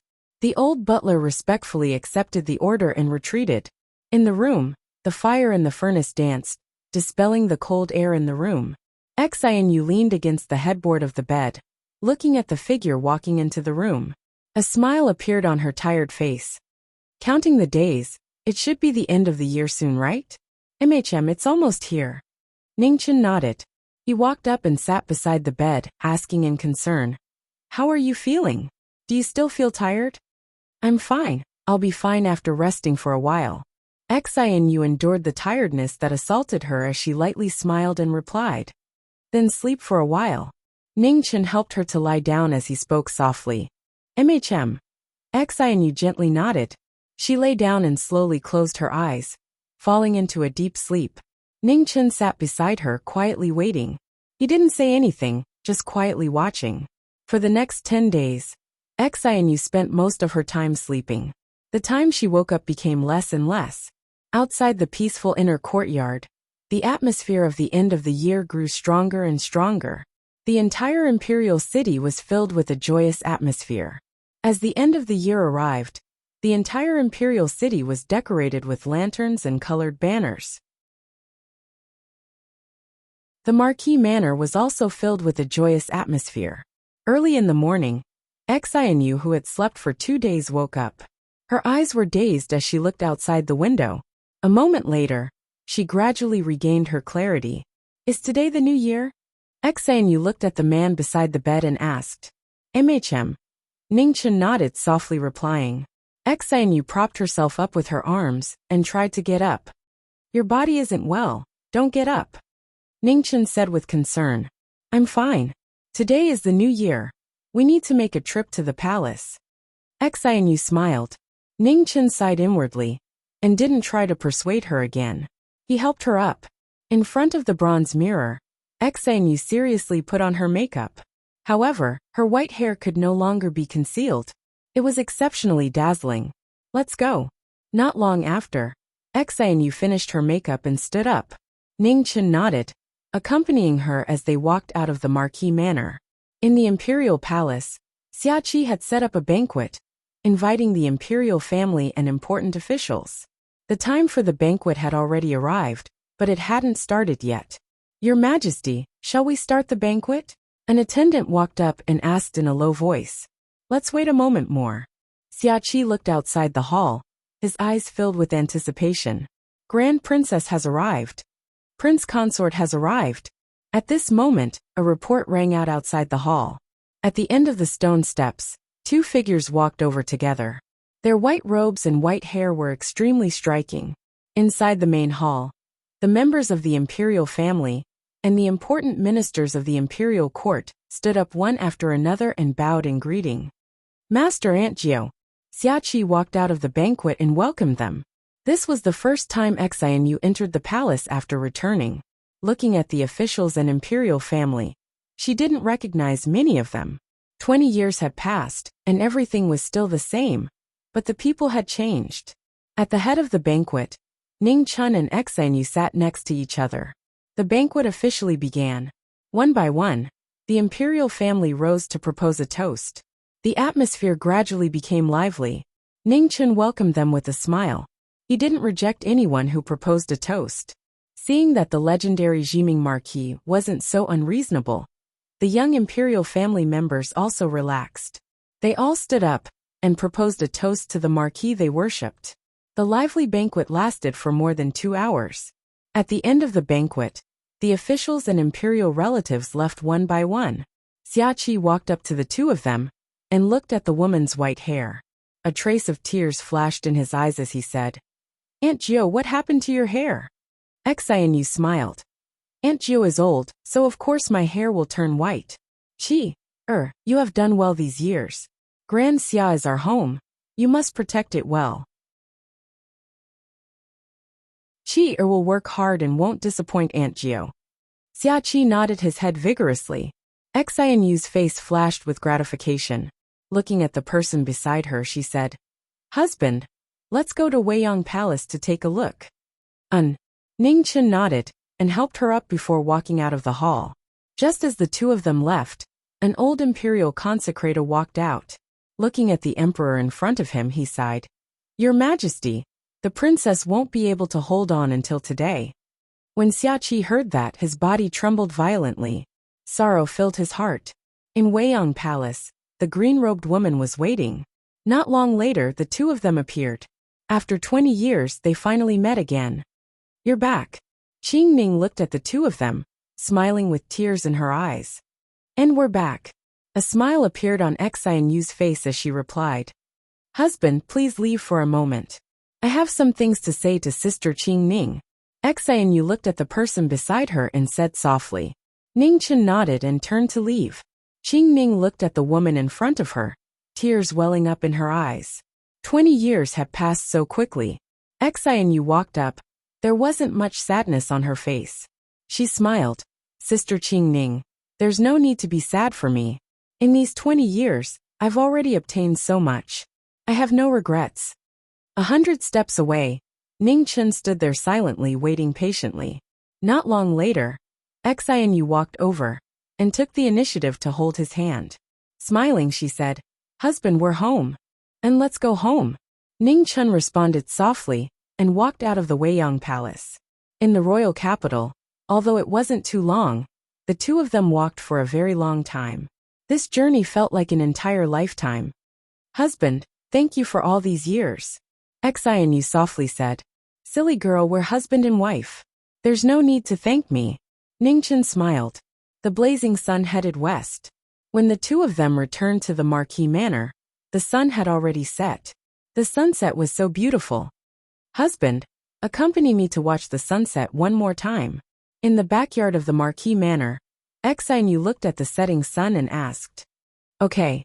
Ning Chun suppressed the sadness in his heart and nodded. Xianyu lightly leaned on his shoulder and murmured, "Husband, these 20 years were the happiest time of Xianyu's life." "Really?" Ning Chun's eyes flashed with tears. He smiled. "Weren't you curious about what I was drawing? 2 days ago I finished it. Take a look." After saying that, Ning Chun took out the drawing from his robes and unfolded it, passing it to the woman beside him. The woman in the drawing was wearing a long dress. Her hair was like a waterfall, and her face was flawless. It was so lifelike that it was like a girl in Grand Xia had just matured. When she looked at her, she could topple a city. When she looked at her again, she could topple an entire country. Xianyu looked at the woman in the drawing. Her tears flowed down as a bright smile bloomed on her face. "Husband, let's meet again in the next life." As she murmured, the woman's arm fell to her side. She had a faint smile on her face. In this short life, she had no regrets. Ning Chun's body trembled. Tears dripped from his eyes, wetting his clothes. The sun had completely set, and the afterglow cast a long shadow on the two of them.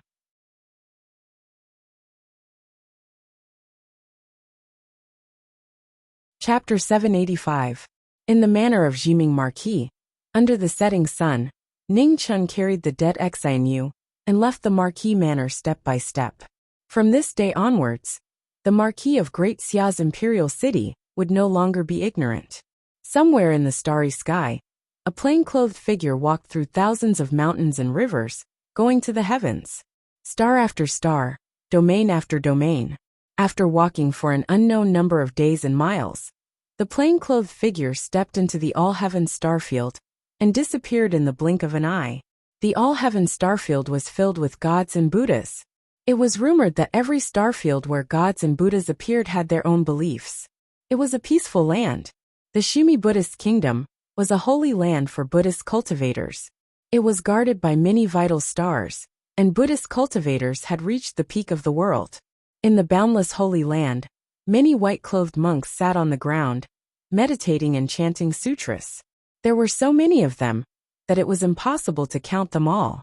They were separated by 3 meters, and golden swastikas surrounded them. It was a shocking sight. In front of the monks, 3 white-bearded Buddhas sat quietly. They looked kind and gentle, as if they were real Buddhas living in the mortal world. Below the holy land, countless people worshipped and prayed for the protection of the Buddhas. In the distance, plain-clothed figures walked over. Their faces were still young, but their eyes were filled with hardships, and they looked very tired.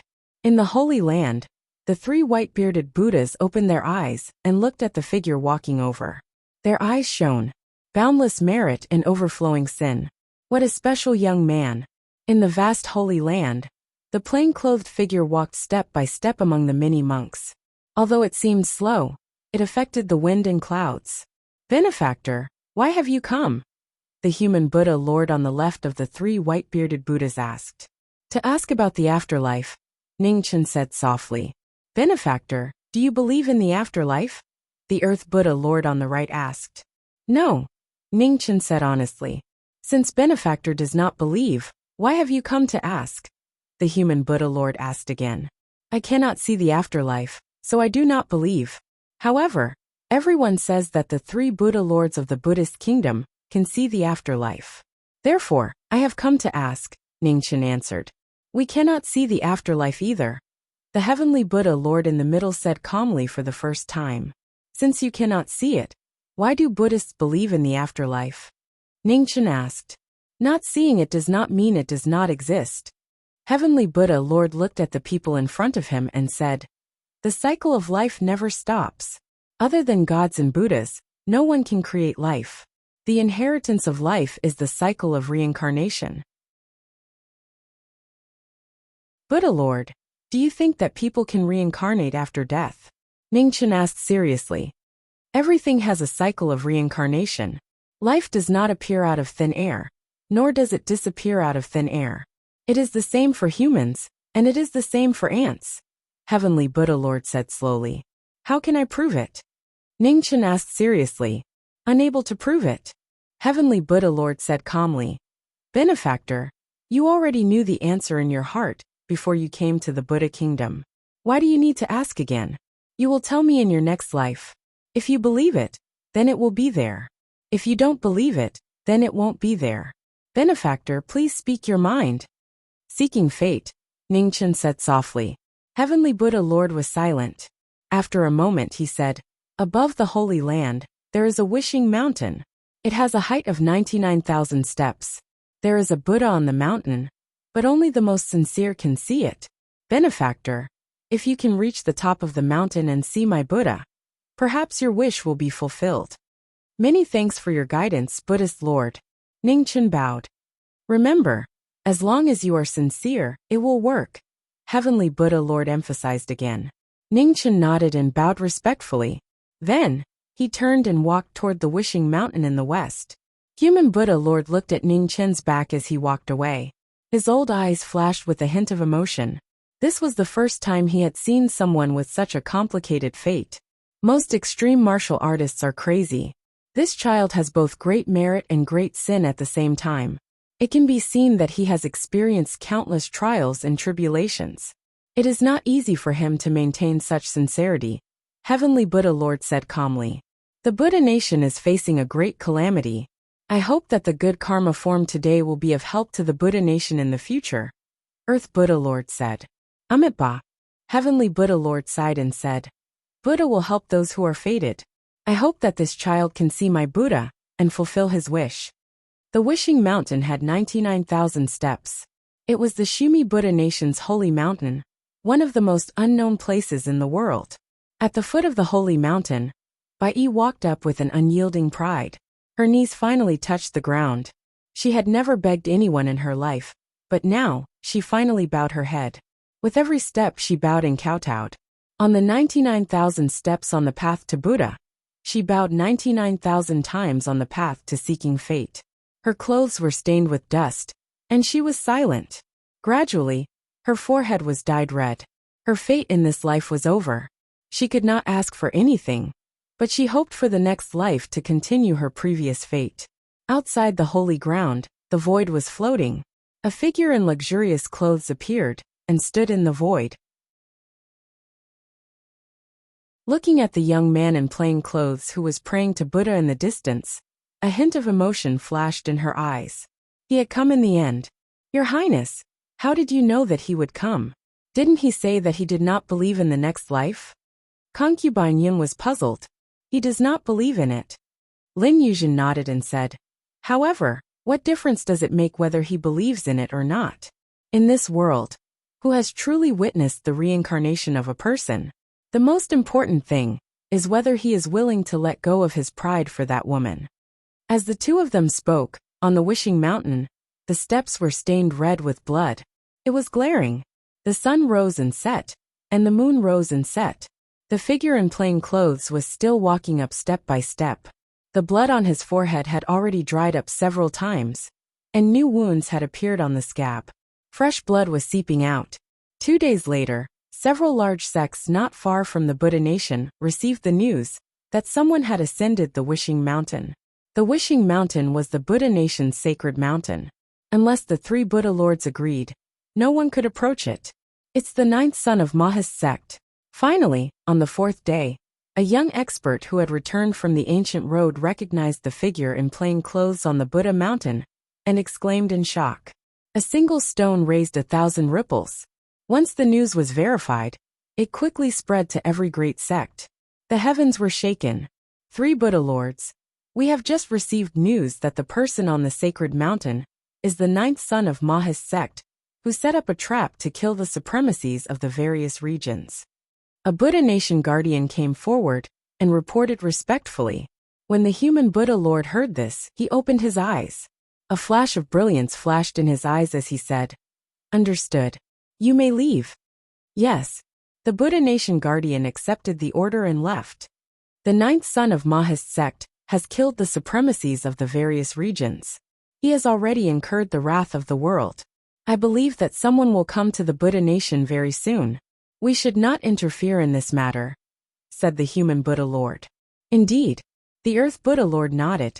In the middle, the Heavenly Buddha Lord opened his eyes and said calmly, Since that benefactor has ascended the sacred mountain, he is a guest of the Buddha nation. At least, before he leaves the sacred mountain, no one is to disturb him. Your Highness, something seems to have happened. Outside the sacred land, in the void above, Concubine Yun looked at the increasing number of spies around the sacred land and felt that something was amiss. It seems that the identity of that person has been recognized, said Lin Yuzhen. What identity? Asked Concubine Yun puzzled. Ning Chun, the 9th son of Maha's sect. He is also the culprit who killed the supremacies of the various regions, said Lin Yuzhen calmly. He is the 9th son of Maha's sect. Concubine Yun's face flashed with shock. She had not recognized him at all. Lin Yuzhen nodded and said, He has cultivated for less than 100 years. There is no mistake. Concubine Yun came back to her senses, still in disbelief. So these spies are here for this person? Yes. Lin Yuzhen replied softly and said, Not everyone can ascend the sacred mountain of the Buddha nation. This person has obtained the permission of the 3 Buddha lords to go to the Wishing Mountain, which means that his identity will be exposed soon. If I am not wrong, the Buddha nation will send people here soon. Does he know about this? Asked concubine Yun, suppressing the shock in her heart. How could someone who can set up a trap to kill the supremacies of the various regions not know about today's consequences? However, he still came, said Lin Yuzhen calmly. As soon as they finished speaking, thunderclouds appeared in the distance of the Buddha nation. An unusually heavy pressure attacked them. It was getting heavier and heavier. It covered the sky and the sun, making people feel that the end of the world was near. They are here. Lin Yuzhen turned around and said slowly. 5 people descended from the thunderclouds. They walked step by step into the Buddha nation. Their powerful auras shook the heavens and the earth. The 5-star venerables arrived together. Their terrifying pressure shocked the whole Buddha nation. The white-robed novice monks opened their eyes in shock. On the Wishing Mountain, the white-robed figure did not seem to be aware of it. She continued to walk up while bowing. The 5-star venerables walked in front of the sacred land. They looked at the 3 white-bearded elders sitting in front of them and said, 3 Buddha lords, the Buddha nation must already know why we are here. This is a personal grudge, and has nothing to do with the Buddha nation. We hope that you will not interfere. The human Buddha Lord opened his eyes and looked at the 5 venerables in front of him. He said, the Shumi sacred land is the pure land of the Buddhists. If you have any grudges, please settle them after you leave. One of the 5 venerables stepped forward and said, this person's whereabouts are mysterious and hard to find. We don't want to lose this once-in-a-lifetime opportunity. 3 Buddha lords, please do us a favor. The Earth Buddha Lord opened his eyes and said, the pure land of the Buddhists is not suitable for fighting. Please wait for a few days. Another star venerable stepped forward and said coldly, what if we don't agree? The human Buddha Lord and the Earth Buddha Lord narrowed their eyes. It seemed that this matter would be difficult to resolve peacefully. They did not care about the identity of the young man. However, the Wishing Mountain was the sacred land of the Buddha nation. How could they allow anyone to enter it? Amitabha. The situation was in a stalemate for a while. The heavenly Buddha Lord chanted the name of Buddha and opened his eyes. He looked at the 5 venerables in front of him and said calmly, benefactors, the Buddha nation does not like fighting, but we will not allow anyone to bully us. If you insist on being aggressive, we have no choice but to offend you. When the 5 venerables saw this, their expressions turned cold. These 3 stubborn bald donkeys were really asking for trouble. Don't be careless. The 3 Buddha lords of the Buddha nation are not simple people. No one has seen them fight for many years. A middle-aged man in a green robe among the 5 venerables reminded them when the battle was about to start. 5 against 3. We have shown them enough respect. Another man in a white robe said coldly. In the void, Lin Yuzhen looked at this scene. After a while, the corners of her mouth curled up.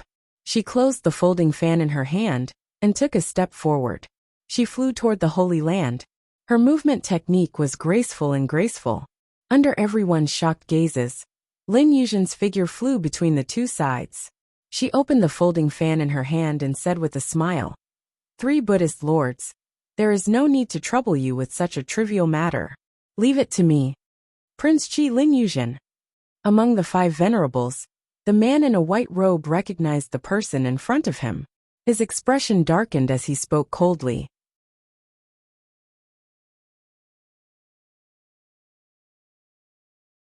Chapter 786.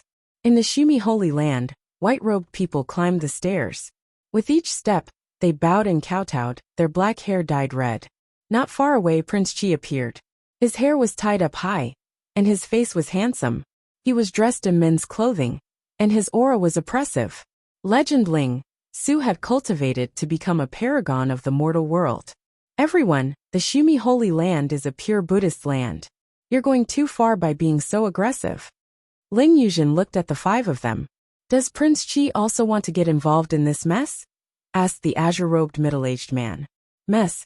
You don't have the qualifications. Lin Yuzhen opened the fan in her hand and said with an indifferent smile. Arrogant. The white-robed man's expression turned cold. His figure flashed, and he raised his hand to grab Prince Chi's throat. Lin Yuzhen sneered and closed her fan. Her slender hand condensed yuan as she met his attack. With a bang, their palms collided. Golden light shone brightly above Buddha Mountain, and it constantly shrank, forcefully suppressing the shockwaves from their battle. When Lin Yuzhen saw this, a strange look flashed across her eyes. This 10,000 years old Buddhist holy land was indeed extraordinary.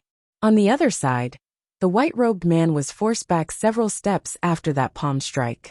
Blood chi surged through his meridians, and the white-robed man forcibly suppressed his true chi. Looking at Prince Chi, his expression sank. What a powerful woman! Prince Chi, Lin Yuzhen, you really do live up to your reputation, said the middle-aged man coldly. You praise me too much. Lin Yuzhen calmly stood in front of the five of them. There's no need for so much nonsense. If you can get past me, you can think about Mo Gate's ninth disciple. Attack. The middle-aged man snorted and didn't say anything else. His true chi erupted, and his figure flashed like an aurora. The other four immediately attacked as well. Their powerful cultivation bases were completely released, and their attacks were as fast as lightning. Lin Yuzhen's feet spun, and her figure flickered. She waved her fan, and each of her moves was ordinary, but each of her moves was extraordinary. On the Holy Land, white-robed monks were chanting sutras. Dazzling golden light constantly gathered, suppressing the shockwaves from the battle. At the back of the battlefield, Heavenly Buddha, Lord looked at the figure dressed in men's clothing. His old eyes flashed with a touch of admiration. What a handsome skill! This Prince Chi was no weaker than a late True Realm expert. The Spirit Void Realm is really full of capable people. The Ji family is already famous in the world. Now they have Prince Chi as well. If there are no other geniuses from the other star regions, they will really be at a disadvantage in this world, said the human Buddha Lord. The Ji clan has the bloodline of a deity, so it's not strange for them to have many strong cultivators. Comparatively speaking, Prince Chi is just a duke of the mortal world, yet he was able to reach his current level. It's really amazing. However, the starfields are vast, and there are countless geniuses. It's not like the other starfields don't have strong cultivators who can contend with Spirit Void. It's just that they haven't appeared yet, replied the Earth Buddha Lord. The human Buddha Lord looked at the blood-stained prayer mountain in the distance and said softly, that benefactor has cultivated for less than 100 years, but he has already comprehended the extreme path. This kind of temperament and perseverance is rare in the world. It's a pity that he doesn't have much time left. Otherwise, he would definitely be one of the strongest cultivators in the future. Everyone has their own opportunities. This person's fate is extremely complicated. What his future will be like is not something we can predict. Hopefully, he can meet the Buddha and resolve the troubles in his heart, said the Heavenly Buddha Lord calmly. At the top of the prayer mountain, the knowing destiny cultivators who had walked for 5 days had finished the last step of the heaven stair. In 5 days, they had walked 99,000 steps, bowed 99,000 times, and kowtowed 99,000 times. Drops of blood stained every step of the heaven stair. It was dazzling and eye-catching.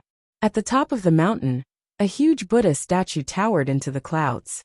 It was 100 feet tall, and shone with golden light. It was extraordinary.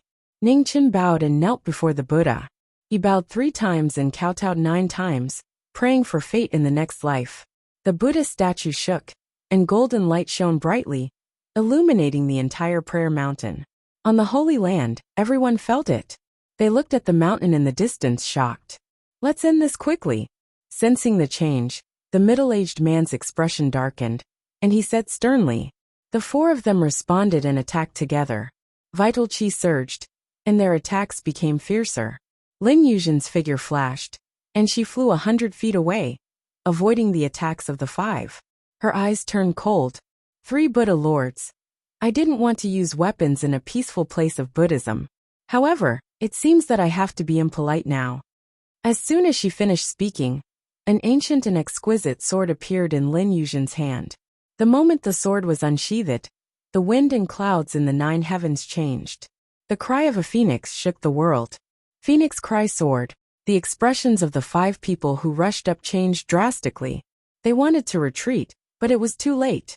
In Lin Yuzhen's hand, the cry of a phoenix entered the ground, and a surge of vigorous energy spread out. In the dazzling light, the 5 of them flew out, vomiting blood. On the Holy Land, the white-robed novice monks trembled. Their chanting was interrupted, and the golden light around them dissipated. Late-stage True Realm. The human Buddha Lord's eyes flashed with shock. The sword just now was undoubtedly the fluctuation of the late-stage True Realm. Had Prince Qi cultivated to such an astonishing level? More than 100 years late-stage True Realm. She is truly a peerless genius. The earthly Buddha Lord sighed. To be able to fight against the Lingshu Ji family and Prince Qi, Lin Yuzhen, on her own was indeed terrifying. At the same time, golden light shone on the Wishing Mountain. The 100-feet-tall Buddha statue shone brightly, illuminating the sky. Billions of people gathered together, and the golden Buddha appeared in the world. The Buddha looked so dignified that no one dared to look at it directly. When the Buddha appeared in the world, Ningchen remained silent and bowed again. Young man, what is it that made you so sad? I can't ask for more. Ningchen kowtowed and said. Ask for what? Ask for fate. Ningchen said honestly. Fate comes and goes. It is fate. Do you know what price you have to pay to change fate? Are you willing to pay any price? Ningchen replied. 9 reincarnations. After 1,000 years, the same flowers will bloom in the world. In these 1,000 years, you will be faced with thousands of disasters and tribulations. Your life will be worse than death. If you die, you will sink into oblivion, unable to be reincarnated. Are you willing? Yes. Ningchen replied softly. After 1,000 years, go and find her. In the vast sea of people, whether you can continue your fate will depend on your luck. Thank you. Ningchen bowed. The world is obsessed with life and death. Young man, your life has been rough and you've experienced so many deaths. Can't you see through it? It's because I've experienced so much that I can't let go. Ningchen's eyes flashed with exhaustion. Death isn't the end of life, but a change in the form of life. Young man, you once risked your life to protect the world and endured countless tribulations. As long as you are willing to let go of your obsession and focus on your own Tao, you will be the closest person to God in this world. As she spoke, the golden Buddha statue formed by billions of people's faith scattered, and the dignified image gradually disappeared. Ningchen fell silent as he looked at the golden light that disappeared. A moment later, he got up and walked down the mountain. Above the Shumi sacred ground, Prince Qi blocked 5 venerables by himself. The cry of a phoenix came out of its sheath, and its divine might shook the world, as it heavily injured 5 true realm experts. The 5 venerables stabilized themselves, and looked at the person in front of them with shock and anger. Do you want to leave or continue? I'll keep you company. Lin Yuzhen glanced at the 5 venerables and said indifferently. Before she finished speaking, a figure in plain clothes walked over from the distance. Every step was steady, as if she had never seen the battle above the sacred ground. After a few breaths, she arrived and bowed respectfully to the 3 Buddha lords. Thank you, benefactor. Since you were able to see our Buddha, it means that you are fated with our Buddhist sect. I hope this trip didn't disappoint you. Heavenly Buddha Lord opened his eyes and said, I will remember your kindness to the Buddhist kingdom. If I have the chance, I will definitely repay you. Ningchen bowed again, and turned to look at the 5 venerables. He said calmly, You're here for me, right? The 9th son of Mo Gate. Venerable Bai Xing couldn't hide his murderous intent. He moved his feet and rushed forward. Lin Yuzhen's expression turned cold. She flashed and blocked in front of him with her sword. Did I allow you to go over? Prince Qiyu. Venerable Bai Xing was furious. He couldn't control his anger, but he didn't dare to move because of Prince Qi's strength. Prince Qi, are you sure you want to protect this person? The leader of the 5 venerables, a middle-aged man in green, walked forward and asked. I've already said that this is a peaceful place for Buddhists. I won't tolerate your impudence. Lin Yuzhen said indifferently. The middle-aged man's expression turned ugly. He glanced at the plain-clothed young man in front of him and snorted coldly. The 9th son of Mo Gate. I don't believe Prince Qi can protect you forever. Let's go. With that, the middle-aged man smashed a huge rock in the distance and turned to walk out of the sacred land. The other 4 venerables coldly glanced at the person in front of them, then turned and followed. After the 5 venerables left, Lin Yuzhen put away her phoenix cry sword. The lightning in the sky dissipated, and the sword returned to its sheath. Miss Lin, Ningchen said. He thought for a moment and changed his words. Prince Qi, thank you for your help. You're welcome. Lin Yuzhen shook her head and said, 10 years ago, I rashly attacked you. It was really rude of me. Today I'll repay my mistake. Ningchen flipped his right hand, and a small green boat appeared. He handed it forward and said, This heavenly boat is useless to me. I'll give it to Prince Qi today. Lin Yuzhen's eyes flashed with surprise when she heard this. 30,000 celestial jade was given away just like that. This 9th son of Mo Gate was really different. Since Brother Ning is so generous, I won't be polite. This heavenly boat is indeed very useful to me. Lin Yuzhen waved her hand and took the heavenly boat from Ningchen. She said seriously, Brother Ning, where are you going? I'll send you there. Those people won't let it go. I know Brother Ning doesn't mind. However, it's better to avoid trouble, isn't it? Ningchen was silent for a moment. Then he nodded and said, Thank you, Prince Qi. The 2 of them bid farewell to the 3 Buddha lords and flew out of the Buddhist kingdom together. Did you see the origin of this person? Heavenly Buddha Lord asked after the 2 of them left. Human Buddha Lord and Earth Buddha Lord shook their heads and said, He had a supreme treasure on him that hid his aura. We only saw what he wanted us to see. Netherworld King's Pure Land, Eastern Region Divine Prefecture, Great Xia Jiming Marquis, Heavenly Buddha Lord said slowly. Human Buddha Lord and Earth Buddha Lord were shocked.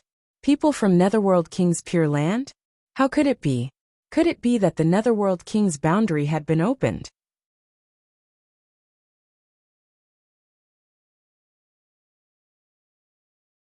Chapter 787. In the vast starry sky, the heavenly ship passed by in a flash, merging into the void. On the heavenly ship, a young man in plain clothes stood there, looking at the stars falling behind him. He didn't say a word for several days. Inside the heavenly ship, Concubine Yun was puzzled. Your Highness, what is it about this blockhead that you value so much? Lin Yuzhen glanced at the figure in plain clothes. What kind of person do you think is worthy of this king's attention? Concubine Yun was startled. After thinking for a moment, she said, I can't say. But aside from his strength, he doesn't have any other strong points. With your Highness's status, there are countless experts willing to serve you. Why offend the star venerables of the various regions for him? Offend them? Lin Yuzhen smiled indifferently. They don't have that qualification. You think too highly of them, and you think too lightly of this young Master Ning. Concubine Yun, do you know how many extreme Dao martial artists there are in this world? Concubine Yun shook her head. I don't know. No more than 10. Lin Yuzhen calmly said. In the extreme Dao, every step forward is as difficult as ascending the heavens. Without a cultivation method, there is no way to pass it down. Because the extreme Dao is one's own Dao, the extreme Dao is called the extreme. Concubine Yin was shocked. Your Highness, are you saying that Mo Gate's 9th son is an extreme Dao martial artist? Otherwise, how do you think a crippled person could take 3 of this king's moves without being at a disadvantage? Lin Yuzhen indifferently said. Concubine Yin suppressed her shock and looked ashamed. I was too short-sighted. Lin Yuzhen raised her hand. It's not your fault. After all, there are very few extreme Dao martial artists in this world. It's not strange that you couldn't see through him. But aside from that, there is something else on him. That is the true reason this king is willing to help. Concubine Yun looked over at the figure in plain clothes not far away. Your Highness, please tell me. Love, Lin Yuzhen slowly said. Do you still remember that woman from 10 years ago? I remember. Yunji nodded. Lin Yuzhen sighed softly and said, that girl's martial arts talent is actually very extraordinary, but she was willing to give up immortality. This king doesn't know the reason, but it is nothing more than love. At that time, this king told this young Master Ning about the Buddhist kingdom to test him. Now, I can be sure that this person is not a heartless person. That girl didn't misjudge him. A person who did not believe in an afterlife was willing to travel thousands of miles to the Buddhist kingdom to beg for forgiveness. This was not something that everyone could do. Extreme martial artists were extremely prideful people. They were willing to put down their pride and beg for an afterlife that they did not believe in. It could be seen how important that woman was to him. Your Highness, does the afterlife really not exist? Yunji asked seriously. Lin Yuzhen shook her head and said, when you also pry into the secrets of the true realm, you will know how illusory the afterlife is. As the two of them spoke, the starfield fog appeared up ahead. The unique characteristics of the Red Luan starfield were clearly visible in the vast starry sky. Ningchen turned around and looked at the two people in the cabin. He said, Your Highness Miss Yin, we've arrived at the Red Luan starfield. I can walk the rest of the way myself. Many thanks. Lin Yuzhen stood up and walked out of the cabin. Looking at the white fog, she narrowed her eyes. Since that's the case, this king won't be sending you off. See you later. See you later. Ningchen responded and stepped out. He turned into a white light and rushed forward. In the blink of an eye, the white light disappeared between heaven and earth, leaving no trace behind. What a fast movement technique, said Yunji in shock. That wasn't a movement technique. That was his sword. Lin Yuzhen said. Or perhaps that was his Dao. One day, if you are lucky enough to see him use his full strength, you will understand just how shocking a true extreme Dao sword is. Your Highness's sword is not a match? Asked Yunji in shock. In terms of martial prowess, this king fears no one. But in terms of the sword, this king is not even 1 in 10, said Lin Yuzhen calmly. 100 days later, in the Red Luan starfield, a boat drifted in the Red Luan starfield's Mi River. A white-clothed figure walked into the boat and didn't leave for countless days and nights. After drifting for dozens of years, the boat seemed to be unable to find a ferry. No matter how much wind or rain there was no movement at all. 1 year, 2 years, 10 years, 20 years. Day after day, year after year, the Mi River gradually became barren. Most of the people who had come to the river had grown old. At some point, only Lingji remained. Mister, I also have to leave. Please take care of yourself. The young girl from before had now grown into a slender and elegant woman. She respectfully bowed in the direction of the boat. After waiting for a long time without any movement, her eyes dimmed, and she turned to leave. Just at this moment, a white-clothed figure walked out of the boat. His long black hair was dotted with snow-white dots. It was abnormally eye-catching. Lingji was startled. Looking at his white hair, she couldn't help covering her mouth, tears flowing out of her eyes. Ningchen waved his hand. An array of light flew out and landed in front of her. Don't let yourself suffer outside. Here are 20,000 immortal jades. Take them with you in case you need them, said Ningchen. Mister, your hair, said Lingji tearfully. It's fine. Let's go. It's getting late, said Ningchen calmly. Lingji wiped away her tears and knelt down, respectfully kowtowing. After kneeling, she stood up and put away the immortal jades. Suppressing her reluctance, she turned and left. After Lingji left, the Mi River became calm once more. The white-clothed figure once more walked into the boat, as if she had never left. Time flowed like water. In the blink of an eye, another 5 years passed. On the banks of the Mi River, flower buds grew on the undying immortality peach tree. They were as white as snow, and on the night they bloomed, all the withered trees within 1,000 miles came back to life. On the boat, Ningchen sighed softly. He couldn't hide it anymore.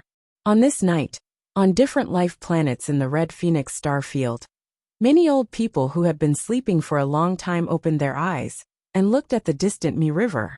Their eyes shone brightly. What a powerful life force. In an instant, several people walked out of seclusion. Terrifying auras lingered around them. None of them were below the true realm. These old monsters who had lived for countless years were awakened by the life force of the undying immortality peach tree. They all came out of seclusion. In the bright room of the Dawn Moon restaurant in Jinsei City, the Dawn Moon restaurant's master, who was trimming the flowers, looked into the distance with a grave expression. This is troublesome. On the Red Phoenix Star, in the Red Phoenix King realm, an unprecedentedly terrifying aura woke up and walked out of the god realm. First ancestor. The Red Phoenix realm's king, princess, consort, and several ancestors of the Red Phoenix realm bowed respectfully to welcome the first ancestor. Red Phoenix, come with me, said the first ancestor of the Red Phoenix realm. Yes, Princess Hongwuan bowed. Soon, two people flew out of the king realm and rushed toward the direction of the divine tree's aura. After a night of shocking changes, the world was once again in conflict. Countless strong people moved out to see the birth of a rare treasure. On the tranquil river, the pleasure boat in the middle of the lake was still quiet, as if nothing had happened. 100 days later, the wind and clouds in the sky suddenly changed. Wind and thunder rose in the sky. Many extremely powerful auras descended from the sky. Two old monsters, who were surrounded by the aura of death, stood in the air. They looked haggard and had one foot in a coffin. Their aura was so powerful that it was terrifying. A group of strong people appeared and landed on the shore of the tranquil river. The two old monsters of the true realm looked at the pleasure boat in the middle of the lake with grave expressions. Attack! With an order, iron chains extended out and locked onto the pleasure boat in the middle of the lake. The iron chains hooked onto the boat and pulled it toward the shore. In the pleasure boat, the white-clothed person looked at the sword and saber on the table, which hadn't been unsheathed for a long time. She sighed inwardly.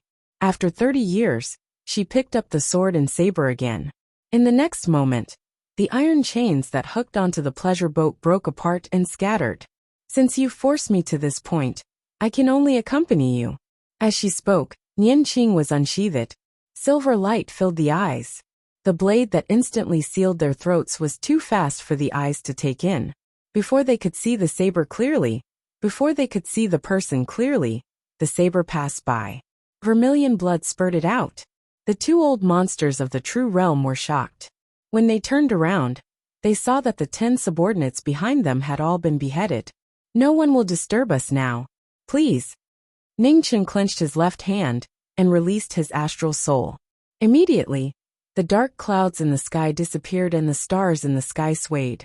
The white-clothed person's body moved like lightning. His sword was like a graceful swan. The terrifying sword aura shook people's hearts.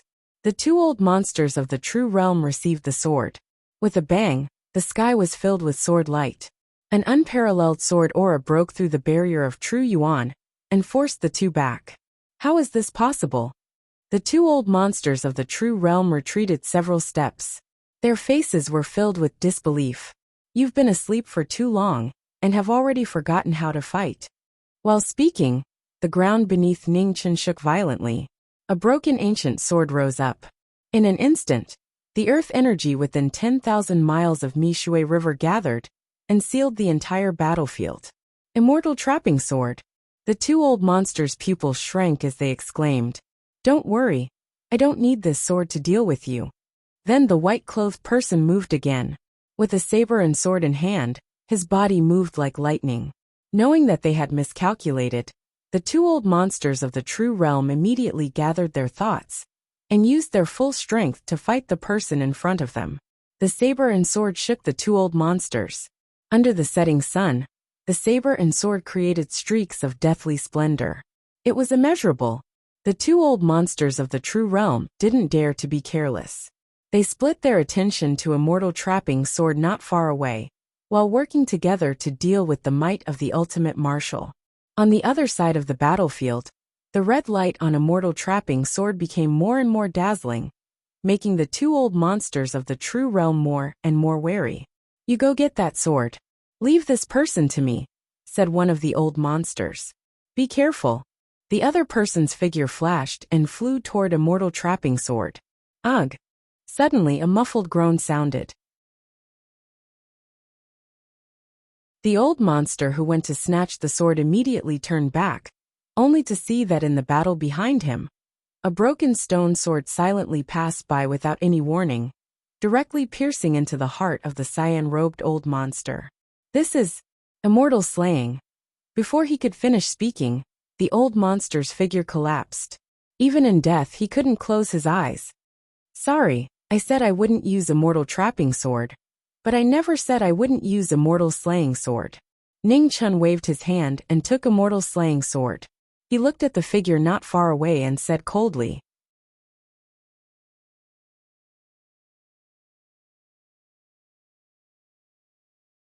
Chapter 788. Blood Qi filled the air. Immortal execution appeared out of nowhere and pierced through the old man's heart, instantly destroying his vitality. Now you're the only one left. Come. Ning Chun waved his hand, and immortal execution flew over. Baleful Qi surged sharp and bone-piercing. Bai Yi moved. Her astral soul was as fast as lightning. Immortal execution was as heavy as a mountain. The two swords moved at the same time, causing the wind and clouds to change. The old man in purple was shocked. He retreated again and again. Since he woke up, this was the first time he felt so close to death. The sword and palm collided. Not far away, Immortal Trapping Sword's red light became even brighter. Borrowing the power of the earth, it sealed the battle. After more than 10 moves, the battle became more and more intense. Immortal Execution's power was unparalleled in the world. Even those in the true realm didn't dare to be distracted. Sword Art Extreme Heaven. Extreme Heaven appeared. Immortal Execution's baleful Qi soared into the sky. Boundless power pierced through heaven and earth, shocking the world.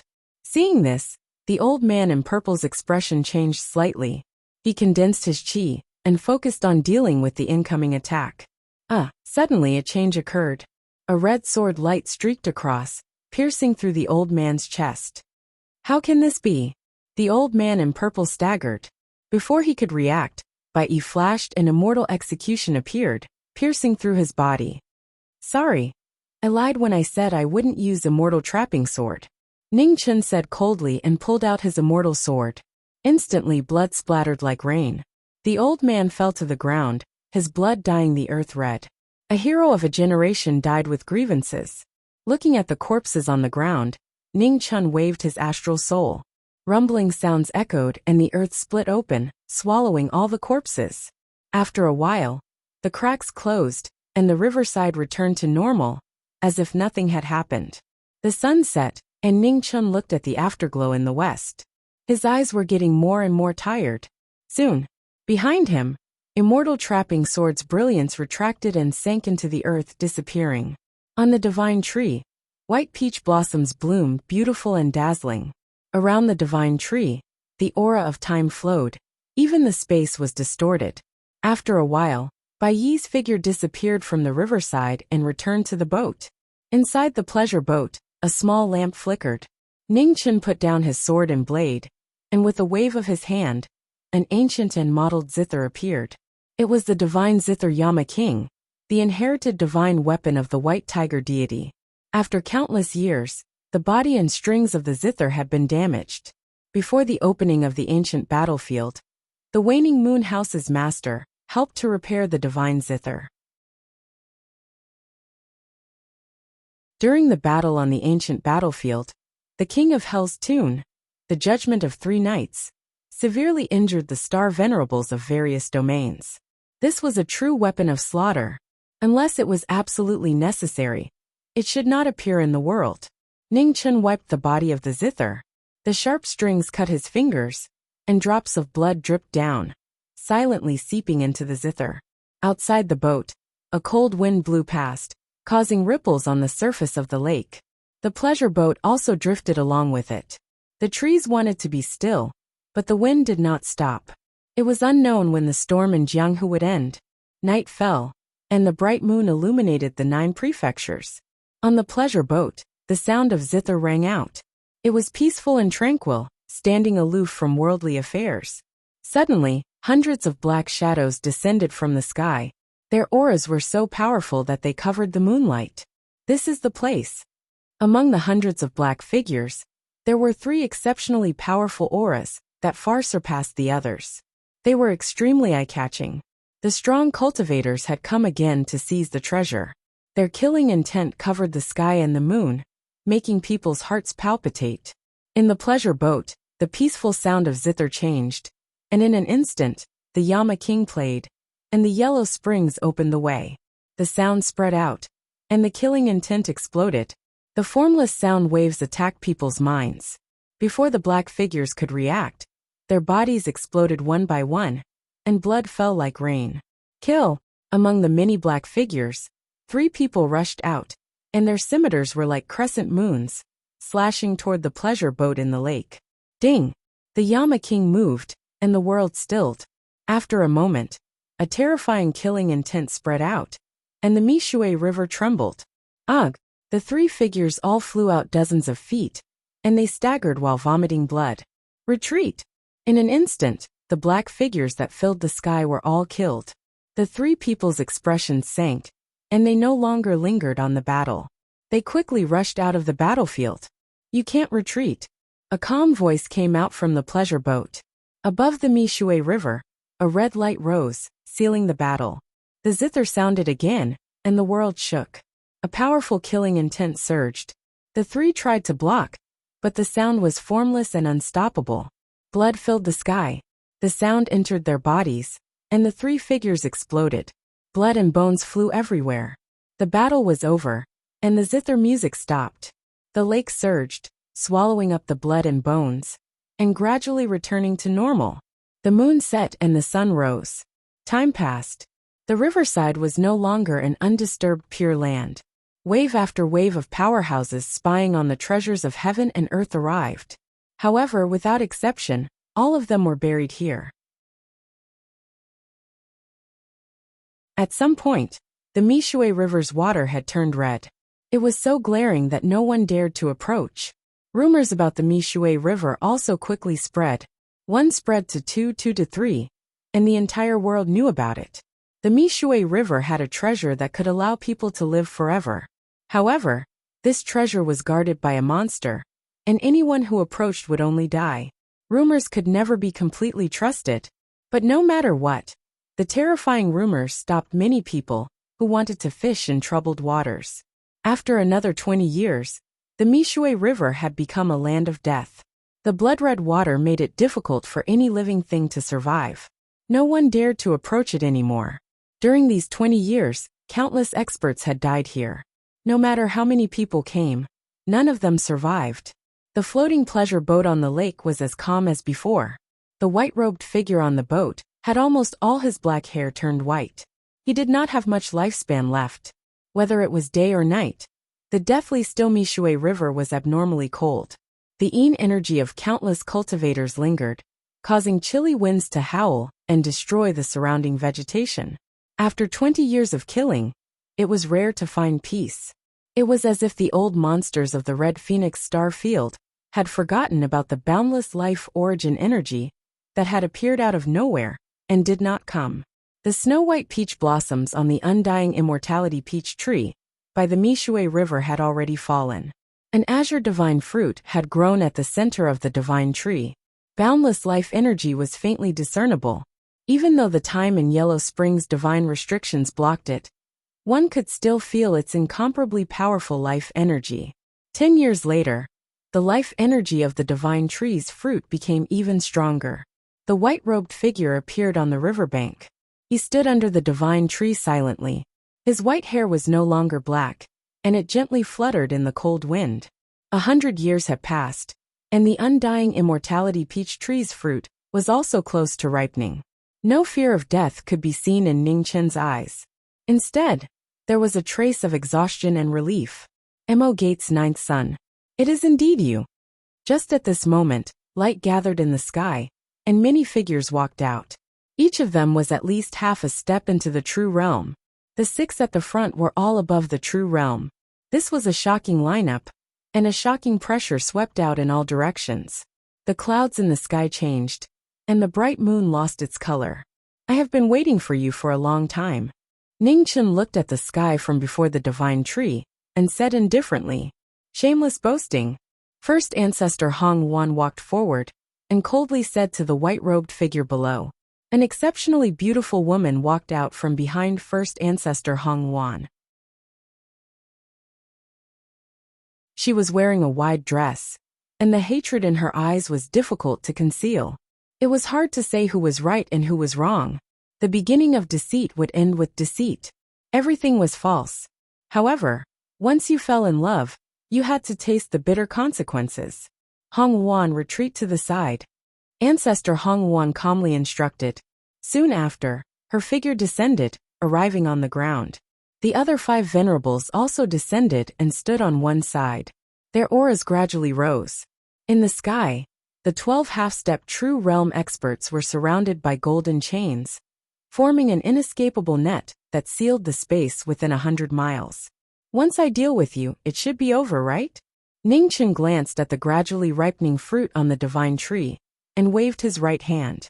A blood-red sword flew out from the boat at the center of the lake. The instant it entered his hand, the stars in the sky flickered, and starlight fell on the world. His astral soul appeared, and Zhu Immortal also appeared. Baleful aura pervaded the entire battlefield. Venerables, please enlighten me. With the appearance of 2 swords, the battle began. 7 figures moved at the same time. Sabers, swords, palms, and halberds shook, shaking the sky and shaking the earth.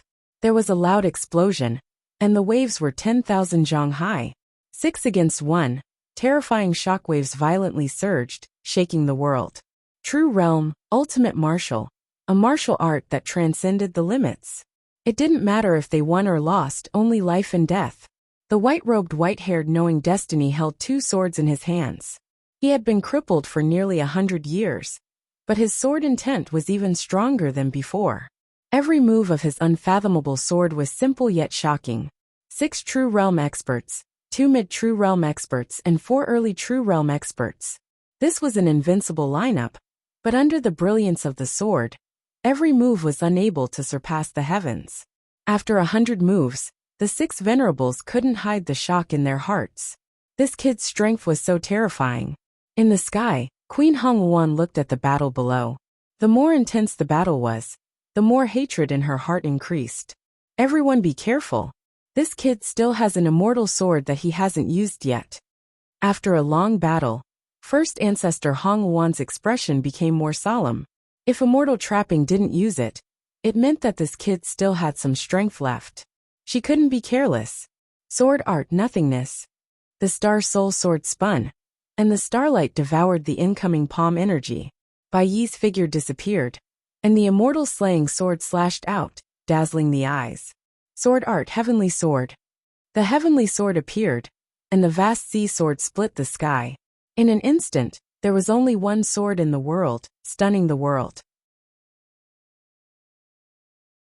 The 3 venerables blocked the attack, and their auras surged as they blocked the heavenly sword. With a loud explosion, the sky and earth were separated. The heavenly sword shattered, and the 3 venerables took a step back at the same time. In the aftermath, Bai Yi walked out. Her body was abnormally dazzling with red light, and the earth rumbled. The earth chi within 10,000 li was absorbed into the sword in her left hand. Immortal trapping appeared, and the battle reached its peak. Everyone, you've come from afar. How can I not show you the power of my immortal sword? As soon as she finished speaking, Bai Yi moved. Her figure was like an illusion. 3 swords, 3 sword bodies. Red, black, and white. The person and the sword were as fast as lightning, and as heavy as a mountain. The 6 venerables' expression became serious, and they used all their strength to block the attack. The heavy palm collided with the fast sword, and the divine halberd blocked 10,000 caddies. With a violent tremor, dust waves rose from 3 directions. The aftershock shook the surroundings. The earth chi within 10,000 li was strengthened, and the immortal slaying sword's sharpness increased its momentum. One sword broke the divine halberd, and the sword's momentum fell, and one sword slashed the true realm. Blood spurted out, reaching a height of several zhang, and merged into the blood-red lake, making the cold lake even redder. Blood flowed out from Ji Ming's right hand, and he suffered a backlash. His immortal sword was dyed red.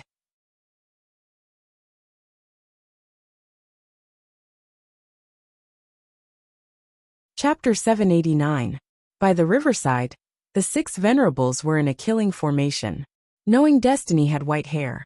Holding his sword, he was invincible. Fairy slaying and fairy trapping were used at the same time. With the support of the chi of earth, one sword slashed the realm of truth, and dyed the night sky red. The 5 venerables were shocked.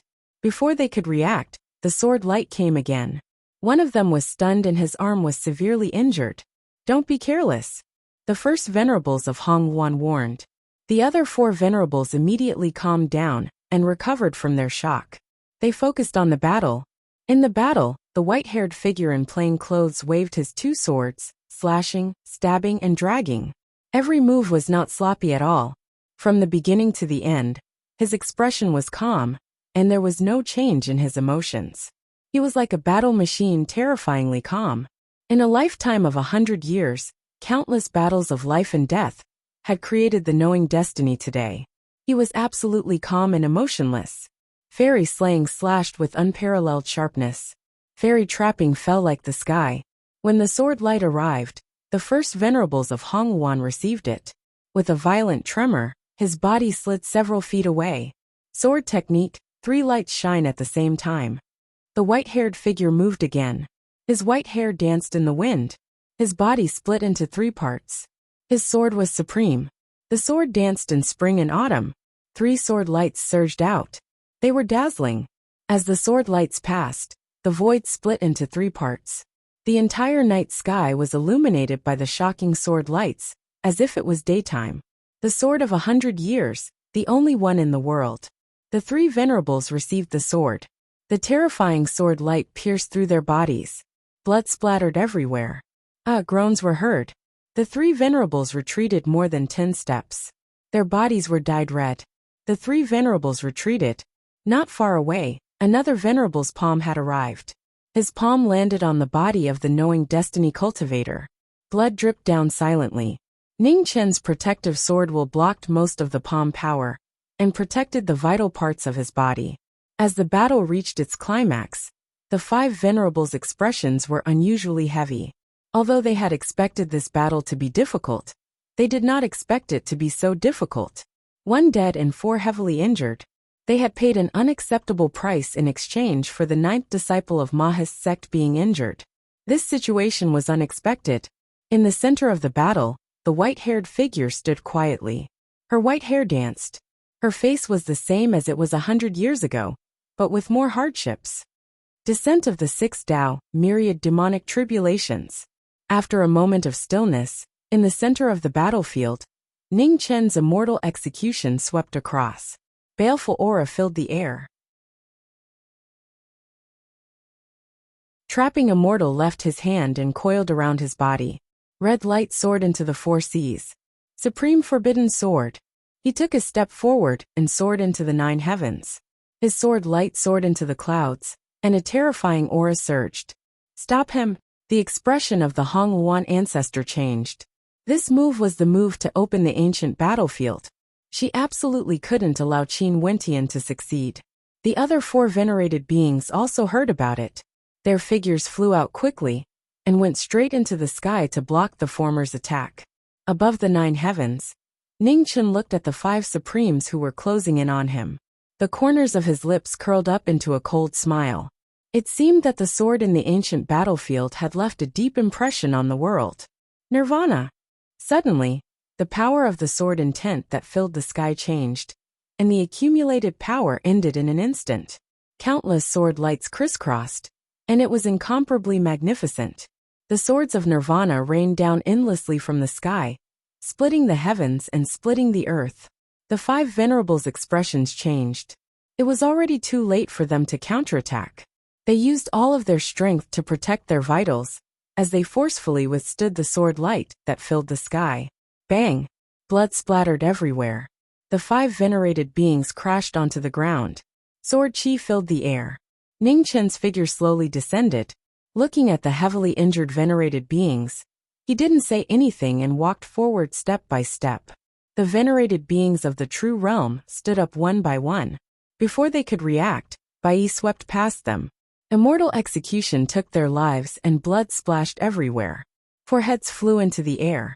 A beautiful figure appeared in front of the Hongwan ancestor and used her body to block the sword that would take their lives. Immortal execution stopped an inch away from the throat. Ning Chen looked at the woman in front of him. His eyes were calm, and there wasn't the slightest ripple.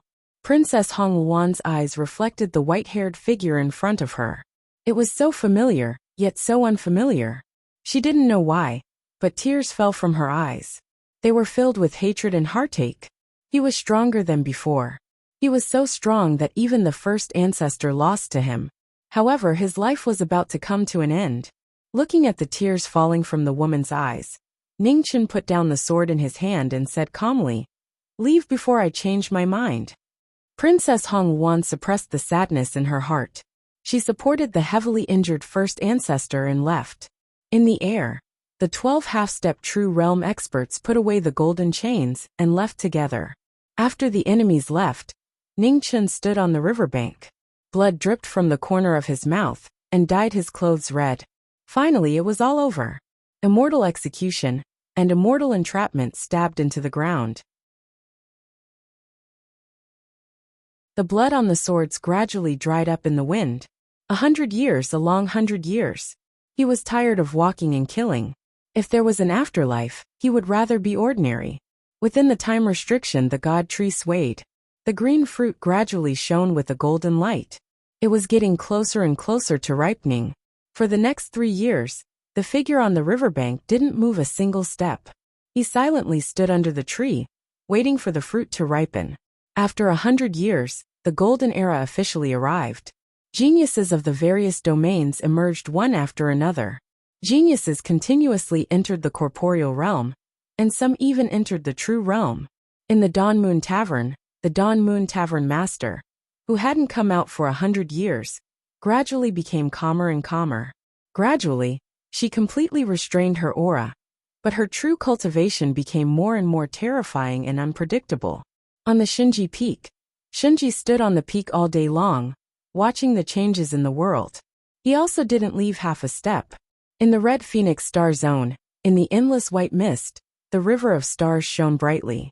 Within the River of Stars, a huge black whirlpool spun. 100 years ago, the Queen Mother of the West used the final power of the Wang hairpin to bury her.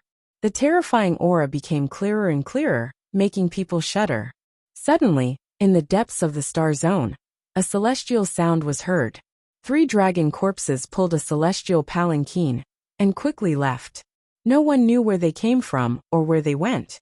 Divine treasures kept appearing in the various star zones. The remains of the ancient era gradually appeared in the human world. Battles broke out frequently. The chaotic world would never be peaceful again. While the world was in chaos, the riverbank of Mishui was still terrifyingly calm. Apart from the sound of the cold wind, no other sounds could be heard. After the last battle, no one came to the riverbank of Mishui anymore. The knowing destiny with 2 deity swords in hand, and the support of 10,000 miles of earth chi turned Mishui completely into a forbidden area. 100 years had passed. The knowing destiny had reached the end of his lifespan. He looked at the divine tree in front of him with exhausted eyes. He struggled to support his body that was on the verge of collapse, waiting for the fruit to ripen. Outside the riverbank of Mishui, spring came again. Everything was recovering. Under the tree, the knowing destiny's eyes suddenly lit up. On the divine tree, the immortal peach of immortality's last trace of green faded. Golden light rose and red light shone. A powerful vitality that shook the world erupted. The 2 divine prohibitions around it dissipated instantly. When the immortal peach of immortality ripened, the aura of vitality spread.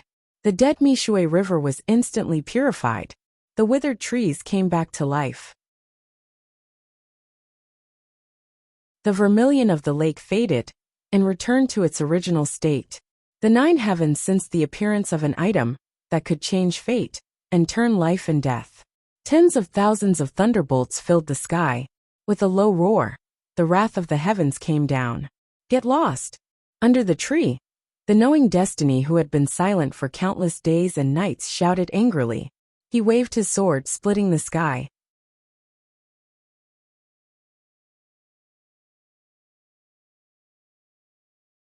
Chapter 790. At the bank of the Mi River, the peach of immortality had ripened. The clouds in the 9 heavens changed, and thousands of lightning bolts fell from the sky, wanting to destroy this heaven-defying item. Thousands of lightning bolts fell, and knowing destiny was enraged. He slashed with his sword, and the lightning bolts in the sky were scattered. The trapping immortal flew up into the sky, and rays of red light spread out, forming a barrier between heaven and earth. The lightning bolts rumbled, and kept hitting the immortal sword. It was difficult to pass the barrier. Below, Ning Chen walked to the divine tree step by step, looking at the ripened fruits. After a while, he waved his right hand, and took the peach of immortality. At this moment, above the void in the distance, the void rolled, and the old monsters who had been waiting for many years appeared. They were all shocked when they saw the peach of immortality in Ning Chen's hand. The immortal divine medicine. Ning Chen ignored them. He waved his hand, and an ice coffin appeared in the crisscrossing sword light. Inside the coffin, the woman who had been sleeping for 100 years seemed to be sleeping peacefully. Stop him. Seeing this, the old monsters immediately realized what Ning Chen was going to do. Their expressions changed, and they all rushed forward. Dozens of figures of the virtual realm, corporeal realm, and even the true realm, each more powerful than the last. They were old monsters who had been sleeping for countless years, just waiting for the opportunity to live forever. Now that they had appeared, they rushed over recklessly. Ning Chen ignored them, and walked to the ice coffin with the fruit of the immortal divine tree. He opened the coffin with one palm, and the sword intent around him kept gathering, urging the power of the divine medicine to pour into the body of the woman in the ice coffin. Boom! The heavens were enraged by this heaven-defying action. The dark clouds in the sky turned blood red, and red lightning bolts fell from the sky, hitting the trapping immortal sword. The immortal sword shook, and even with the support of the earth chi, it showed signs of collapsing. Outside the Milky Water River, the figures of the old monsters flashed past and rushed forward. All of a sudden from the ground strange rays of light rose up.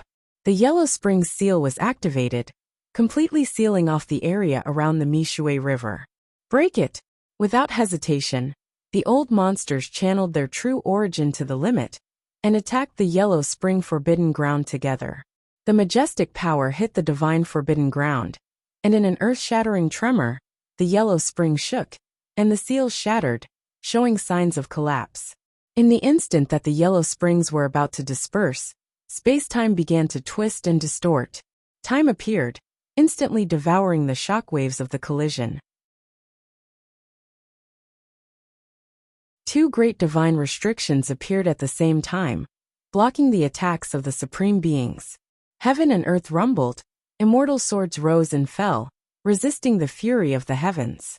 Under the flat peach tree it was peaceful. The white-haired man used his sword will to refine the power of the immortal divine herb, and slowly infused it into the body of the woman in the coffin.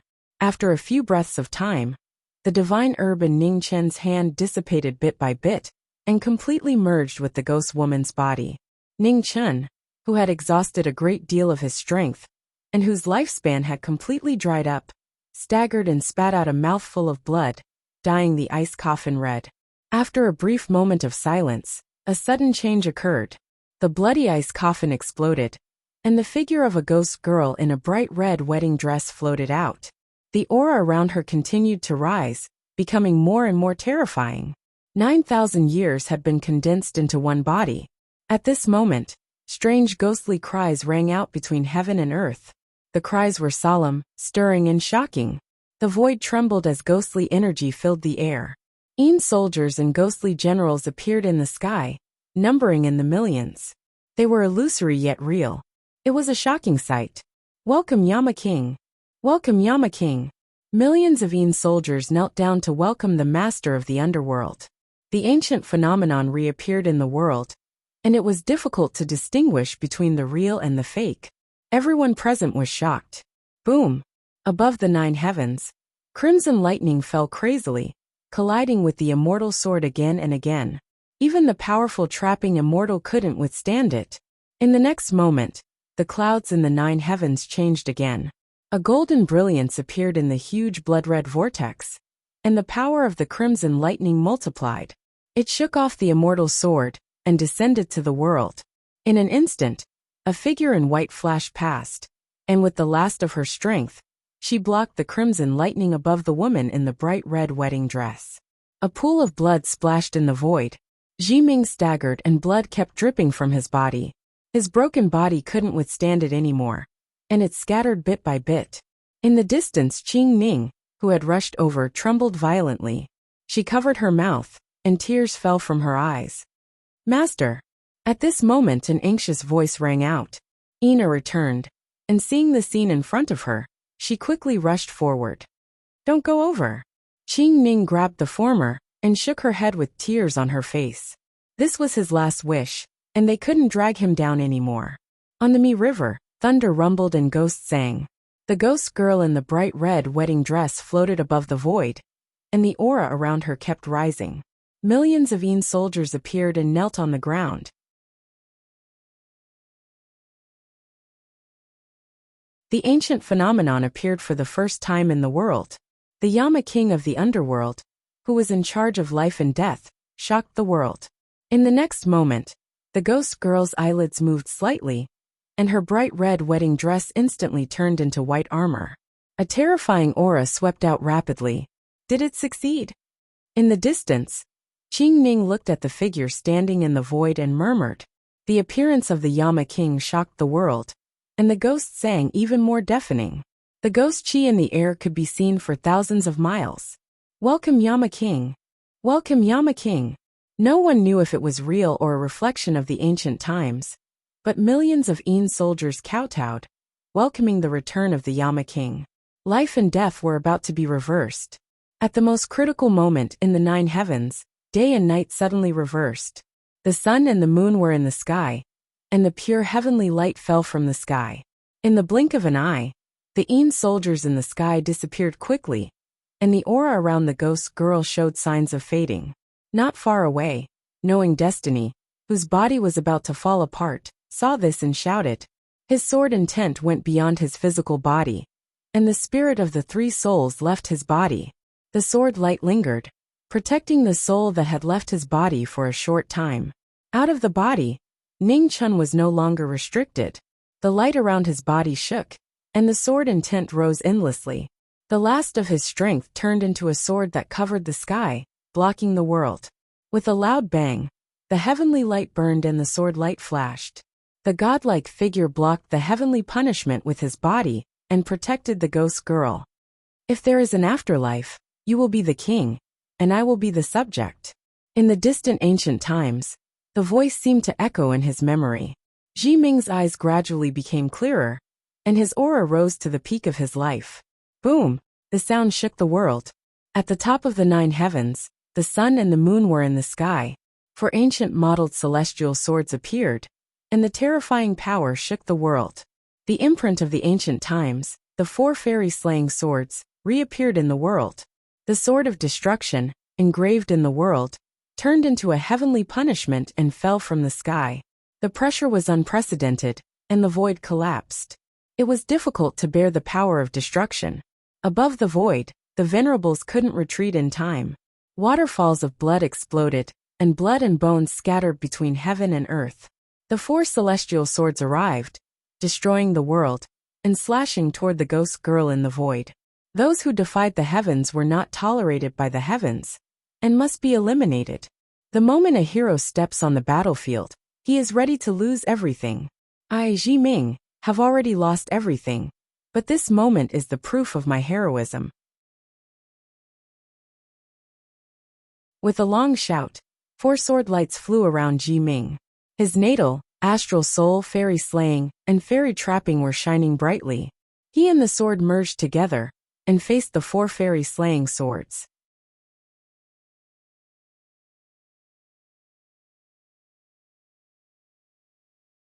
Chapter 791. Above the Mi River, the sword light soared into the sky. Knowing Destiny burned his soul power, and the 4 swords collided with the 4 immortal slaying swords. The swords engraved in heaven and earth destroyed the heaven and earth, and the power of the immemorial celestial sword reappeared. The 8 swords collided with each other. There was a moment of silence, and then there was a scene of destruction. The 4 immortal swords of the immortal slaying swords were shattered. In the aftermath, the 4 swords fell silently and stabbed into the ground. The brilliance of the swords dimmed instantly, Above the immortal slaying sword and immortal trapping sword, the brilliance dimmed. Knowing Destiny's sword of life was broken, and his star soul cracked. The 4 swords that had accompanied Knowing Destiny throughout his life were all heavily damaged. In the sky, Knowing Destiny's soul power was almost completely burned out. He didn't have time to look back for one last time. The sword will around him dissipated, and his soul dissipated bit by bit. In this life, he had tried his best. Below him, the ghostly woman in white armor slowly opened her eyes. Her eyes were empty and cold. At the boundary of life and death, the ghost girl who reversed reincarnation seemed to have her consciousness left in the abyss of death. There was no sign of life in her beautiful eyes. Feeling the change in the sky, the ghost girl raised her head and looked at the disappearing figure in the sky. After a moment of confusion, the figure flashed and came to the end of the sky. The obsession of thousands of reincarnations had already been deeply rooted in the soul. The ghost girl raised her hand, and the majestic life spiritual chi poured into the former's body. Yama, king of the underworld, the god in charge of the world of death, separated the yin and yang with the supreme power, and left Knowing Destiny's soul in the human world. At this moment, on the pleasure boat in the lake, a strange light shone. Millions of resentful spirits left the heavenly book and soared into the sky. You have been resurrected. It's time for Knowing Destiny Marquis to return what he promised us. He must die. Within the boundless resentment, twisted faces of hatred appeared and hovered in the sky. The resentment of millions of living beings, undying and indestructible, filled the entire world. In spirits, above the void, the ghost girl's empty eyes looked at the resentment that filled the world. The majesty of the monarch of the world of death burst out, intimidating millions of resentful spirits. Insubordination, imprisonment for 100 years. While speaking, the ghost girl raised her right hand. Ghost chi spread and devoured all the resentful spirits in the sky. Ring ring. At this moment, a silver bell rang at the end of the world. 3 dragon corpses pulled the palanquin and arrived in front of the 2 in an instant. In the palanquin, a woman in a red wedding dress walked out. She wore a red veil that covered her beautiful face. The same aura, the same pressure, made it difficult for people to distinguish the real from the fake. Save him, the ghost girl said in a flat tone. The woman in the red wedding dress nodded and took the Knowing Destiny spiritual body to the front of the immortal divine tree. She flipped her hand and smashed the only immortal divine herb in the world. In an instant, boundless life origin energy overflowed, distorting heaven and earth. After a short while, ghostly flames filled the sky and forcefully merged the undying peach tree's life force with the Knowing Destiny spiritual body. The ghost flame burned, extreme yin gave birth to yang, and the phoenix origin recovered, crazily devouring the fire essence of heaven and earth. Outside the river, several true realm old monsters who had barely survived the heavenly punishment looked forward, exchanged glances, and charged forward without hesitation.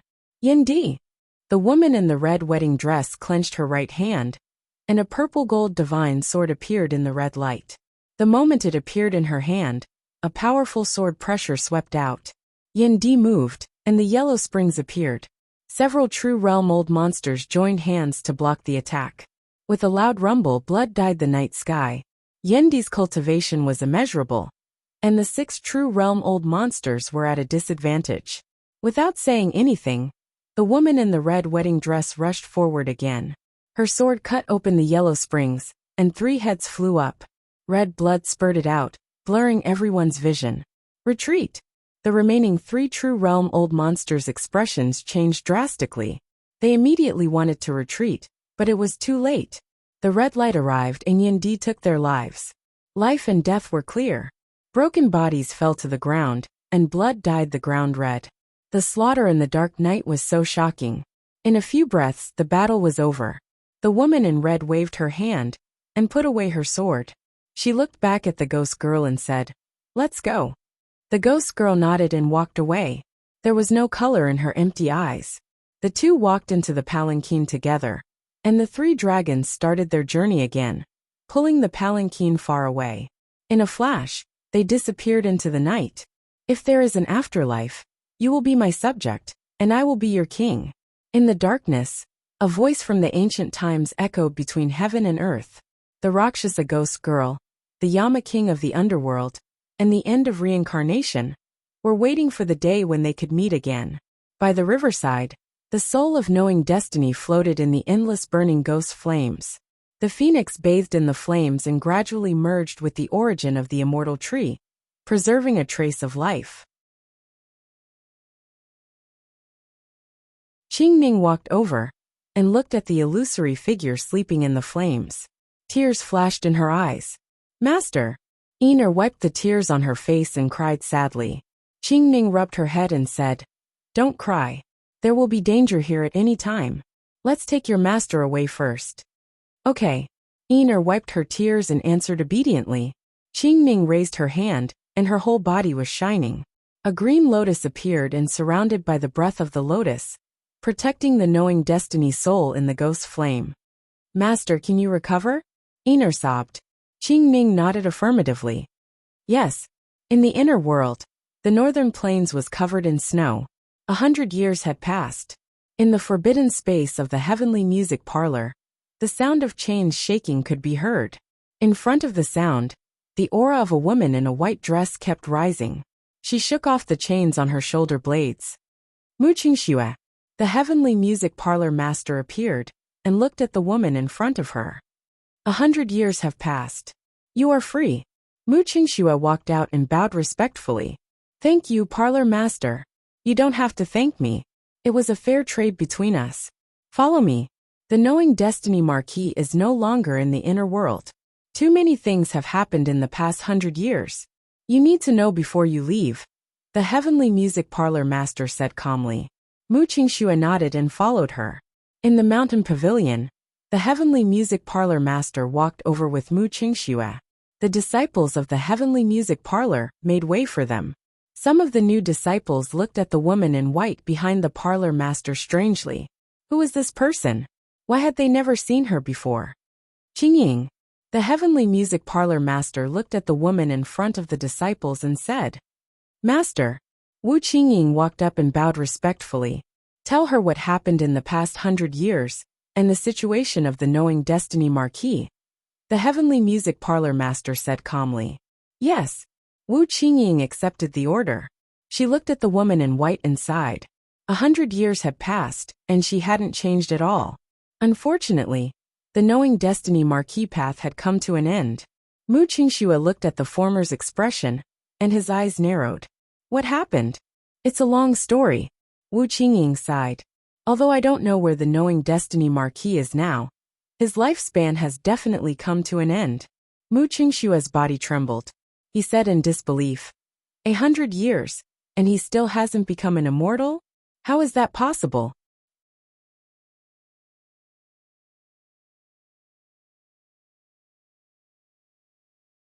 Chapter 792. At the Jade Moon Lake, a huge waterfall poured down from the mountain with a deafening rumble. It washed the smooth stone walls over the years. Below, a green lake flowed east with splashes.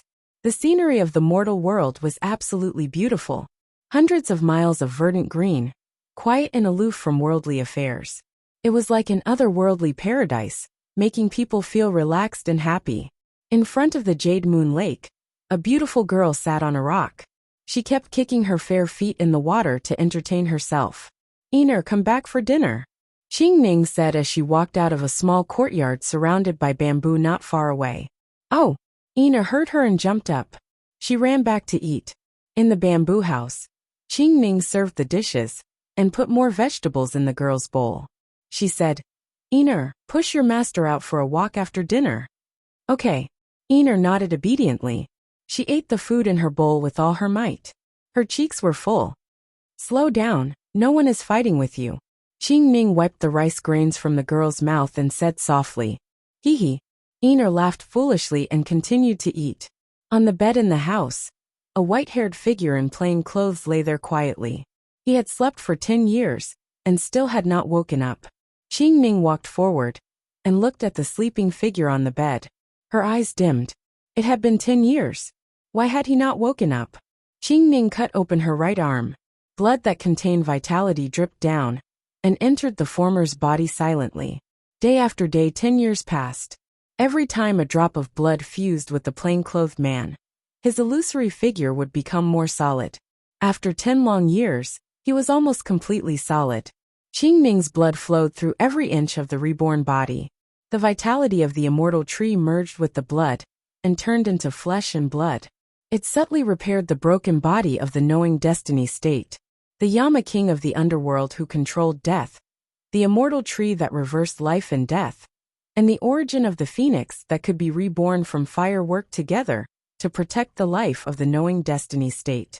At the dining table, Iner finished her meal and ran outside to push the wheelchair in. She helped Ningchen down from the bed and then pushed the wheelchair out of the house. Don't go too far. Don't cause trouble. Qing Ning walked to the front of the house and reminded her worriedly. Got it. Ina responded and pushed Ning Chun, who was in a wheelchair, out of sight. Qing Ning shook her head helplessly. This girl had been spoiled by Ning Chun. She was already so old, but she was still playful. Outside the Jade Moon Pool, in a small city that was about 100 miles away, Ina pushed Ning Chun into the city, her big eyes filled with excitement. The streets of the city were bustling with noise and excitement. There was an endless stream of people coming and going, and all sorts of things were displayed in stalls along the streets, causing one to be dazzled. Auntie, I want a stick of candied haws. All right. When the woman selling candied haws saw the little girl in front of her, her eyes lit up.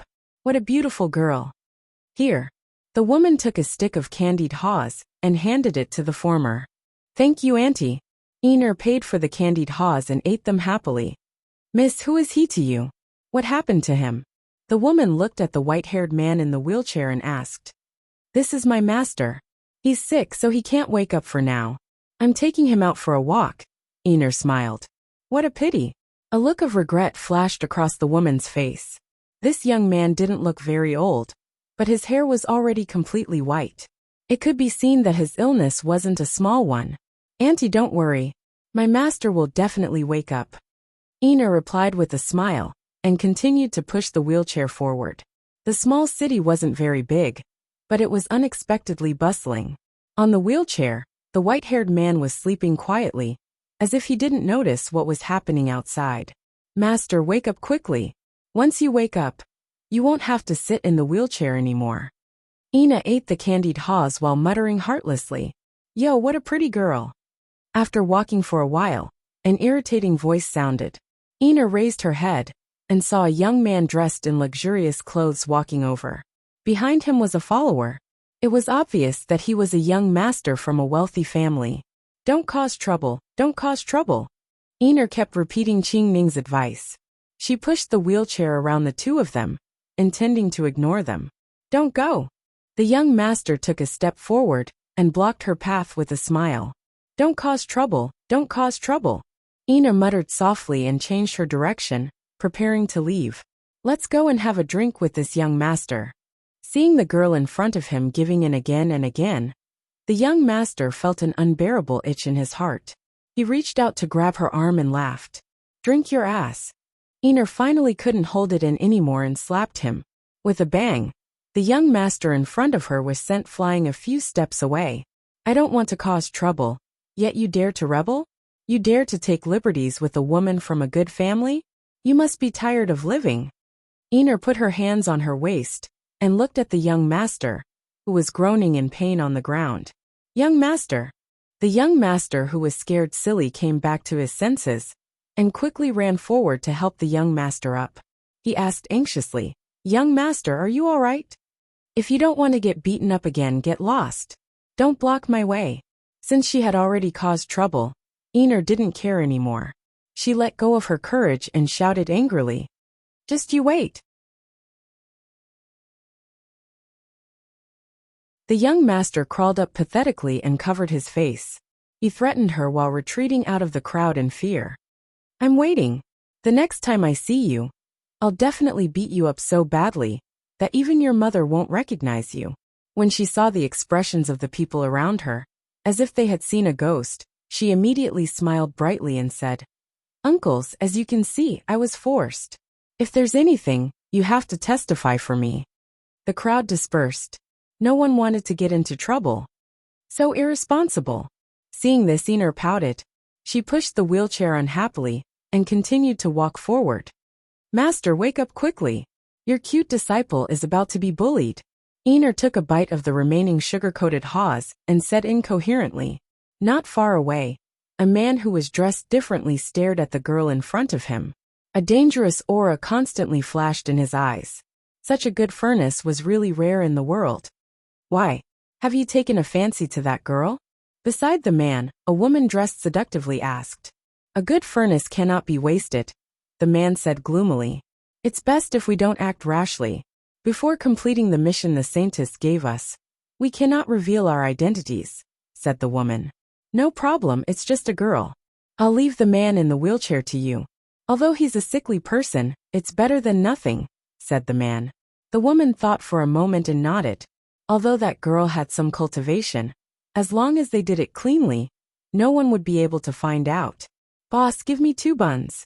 In front of a bun stall, Iner stopped and bought 2 steaming buns. She then ate as she walked. Uncle, cut me a plum blossom cake. In front of a pastry stall, Iner bought a plum blossom cake, and then continued to walk around. Aunt, I want a bowl of tofu pudding. For an entire day, Iner walked around the city. Her little mouth did not stop for even a moment. She bought whatever she saw. She walked around for an entire day and ate for an entire day. At dusk, Iner reluctantly looked at the streets that she had not finished walking around. She turned around and walked back the way she came. She definitely had to find a chance to come again. Next time, she would try to get more money from Sister Qing Ning. Outside the city, Iner pushed Ning Chen out. After walking for a short while, she felt that something was off. Iner turned around and looked around. She coldly said, Come out. Don't hide anymore. Little girl, you're not simple. You noticed so quickly. A man and woman walked out. The man was gloomy and sinister, while the woman was seductive. Their auras were mixed, and they didn't look like righteous people. Why are you following me? Asked Iner unhappily. What an impolite girl. It seems I'll have to properly teach you a lesson, sneered the seductive woman. Leave this girl to me. You take away that man, said the man coldly. Oh, you don't even have him yet. All right, I won't disturb you. The seductive woman's figure flashed, and she reached out to grab the man in the wheelchair. Seeing that, Iner was furious. She stepped in front of the wheelchair and extended her hand to block the woman's palm. With a pung sound, the two's palms collided. Vigorous true yuan exploded, and the charming woman's figure was pushed back a few steps. Her expression became serious. She had underestimated this little girl. Be careful. She's a tough one, said the woman. Yes. The man nodded and stamped his foot. He instantly rushed forward and raised his hand to grab Iner's shoulder. Iner's figure flashed, and a scarlet sword came out of its sheath. She moved and sword light shot out. Not far away, the seductive woman rushed forward to assist the man. After several exchanges, the shockwave shook the area. Iner was worried about Ning Chen behind her, and her attacks were severely restricted. It was difficult for her to gain the upper hand. In the deadlock, the 3 of them constantly crossed each other. Dust and sand flew everywhere, and the ground cracked. Seeing that it was difficult to control Iner, the seductive woman looked at the man in the wheelchair in front of her. She thought of something and reminded the man. Her figure flashed and she rushed forward. Sensing the woman's goal, Iner was furious. She changed the direction of her sword and stabbed it toward the woman. Your opponent is me. The man blocked in front of her. He flipped his palm and blocked the sword light. With a bang, the battle broke apart. Between the 2 of them, the earth rumbled and cracked open. Let's go. The seductive woman grabbed the man in the wheelchair. She didn't continue fighting and quickly left. If you want to save him, then come with us. The man sneered and sent out another palm strike. He quickly followed. Iner was furious. She scattered the palm strike with her sword. Her figure flashed, and she chased after them recklessly. As the sun gradually set, the 3 of them flashed and disappeared in the blink of an eye.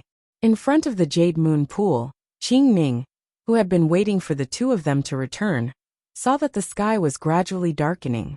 The 2 of them still hadn't replied. and she felt increasingly uneasy. After waiting for a while longer, Qing Ning's mood gradually sank. She didn't wait any longer, and rushed in the direction Ina had gone. Not far from the small city, where the three of them were fighting, Qing Ning rushed over. When she saw the empty wheelchair, her pupils shrank. Something had happened. She could vaguely sense the remnant aura. Qing Ning looked to the west.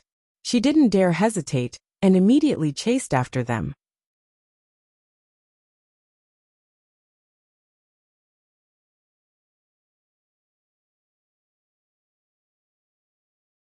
Chapter 793. The cold night was dotted with stars. Under the moonlight, three figures quickly flew past, disappearing into the night. Behind them, Ina's speed was growing faster and faster, flames of fury surging from her eyes. After chasing for 300 miles, a dilapidated temple appeared in front of them. The two of them rushed in and disappeared. Ina chased after them, but as soon as she entered the temple, she felt the world around her change. White mist filled the air, blocking her path. At the same time, a faint light filled the air above the temple. Black arrows fell from the sky, each of them dripping with poison. Ina sensed this and raised her red sword. Immediately, red light blossomed and sword chi filled the sky, blocking the black arrows. After the arrow rain, a palm energy tore through the air. It was unknown where it had come from within the white mist. Ina waved her sword and scattered the palm energy. She took a step forward. The white mist grew thicker and thicker, and they couldn't find its end. A strange formation had sealed off the exit, making it difficult for them to leave. Within the formation, the seductive woman sneered. This was a formation unique to Ingui sect. As long as it didn't see sunlight, the mist would never disappear. One night was enough for them to exhaust this woman's strength and capture her without a fight. Right at this moment, above the ruined temple, a green lotus bloomed, and a green divine spear pierced through the air. With a loud bang, it dispersed the mist that filled the sky. Corporeal realm. The two of them were startled. Up in the sky, a beautiful green figure descended from the sky. Her eyes were filled with killing intent as she approached. The two of them received the attack. With a violent tremor, they were both sent flying. Sister Qing Ning, master is in their hands. Seeing who it was, Ina shouted anxiously. Yes. Qing Ning nodded and walked forward step by step. Her expression was icy as she coldly asked, "Where is he?" "Inside." The seductive woman answered in alarm. How could there be a corporeal realm expert here? Who were these people? Ina watched them. I'll go inside and take a look. Qing Ning frowned as she looked at the dilapidated hall in front of her. She then walked inside. Ina looked at the two of them cautiously. These two were very cunning. She couldn't let them escape. What do we do? Asked the seductive woman. Let's split up and run before that woman notices us, the man said in a deep voice. After making up their minds, the two of them didn't hesitate any longer. They struck out with their palms at the same time, and quickly fled in two different directions. In the blink of an eye, a green light flashed. The heavenly dragon breaks the city pierced through the man with a spear, causing blood to splatter everywhere. On the other side, Ina held her sword horizontally in front of the seductive woman, anger flashing across her pretty face. The woman wanted to resist, but the blue divine spear stopped an inch away from her throat. Where did you hide him? Qing Ning's face grew colder and colder as she asked in a low voice. You will never find him. A trace of madness flashed across the woman's charming face. With a muffled groan, black blood silently flowed out from the corner of her mouth. Qing Ning's expression changed. She took a step forward and tried to save him, but it was too late. To the side, Ina stood there, not daring to breathe loudly. She knew that she had gotten herself into big trouble, and didn't dare to say a word. Qing Ning examined the woman for a while and frowned. Although her cultivation was not weak, her breath was mottled and messy. She was not a decent person. Ina. Qing Ning turned around and shouted, Sister Qing Ning. Ina walked forward nervously and answered, Go check what large sects there are in this region. These two people aren't weak, and they can't be from small sects, said Qing Ning. All right. Ina hastily nodded and immediately left. Qing Ning stood in the ruined temple and released her divine sense, searching every inch of the area. There was a strangely shaped hall located at an unknown location. Within the hall, a strange yin qi filled the air. Women in revealing clothes were laughing and having fun. That decadent atmosphere made one's blood boil. Suddenly, a strange light rose within the hall, and a white-haired figure in plain clothes appeared and landed on the ground. A red-robed woman stopped smiling and walked forward. When she saw the snake-shaped mark on the clothes, she was disappointed. "It's Huanji's food." "How disappointing," said the pink-robed woman unhappily. A green-robed woman walked forward and glanced at the white-haired figure on the ground. She said in confusion, "Strange, why would Huanji send a sickly person back?" "Who knows? Don't worry about her. Men, take her away and look after her. Don't let her starve to death," said the pink-robed woman impatiently. "Yes." Two young men walked in with their heads lowered. They lifted the person on the ground and prepared to leave. "Wait!" At this moment, a gentle voice was heard, and the girls immediately bowed respectfully. "Greetings, Saintess." As he spoke, an enchanting figure walked out. She wore a light pink dress that accentuated her exquisite and alluring figure. She wore a thin layer of makeup, and her beautiful eyebrows were slightly curved like willow leaves. There was a light vermilion dot on her forehead, and she was charming and moving. Her sparkling and translucent earrings hung down and swayed gently with her footsteps. Her black hair that was scattered around her shoulders was tied up with a blood-red hairpin and inserted diagonally into her flowing cloud-like black hair.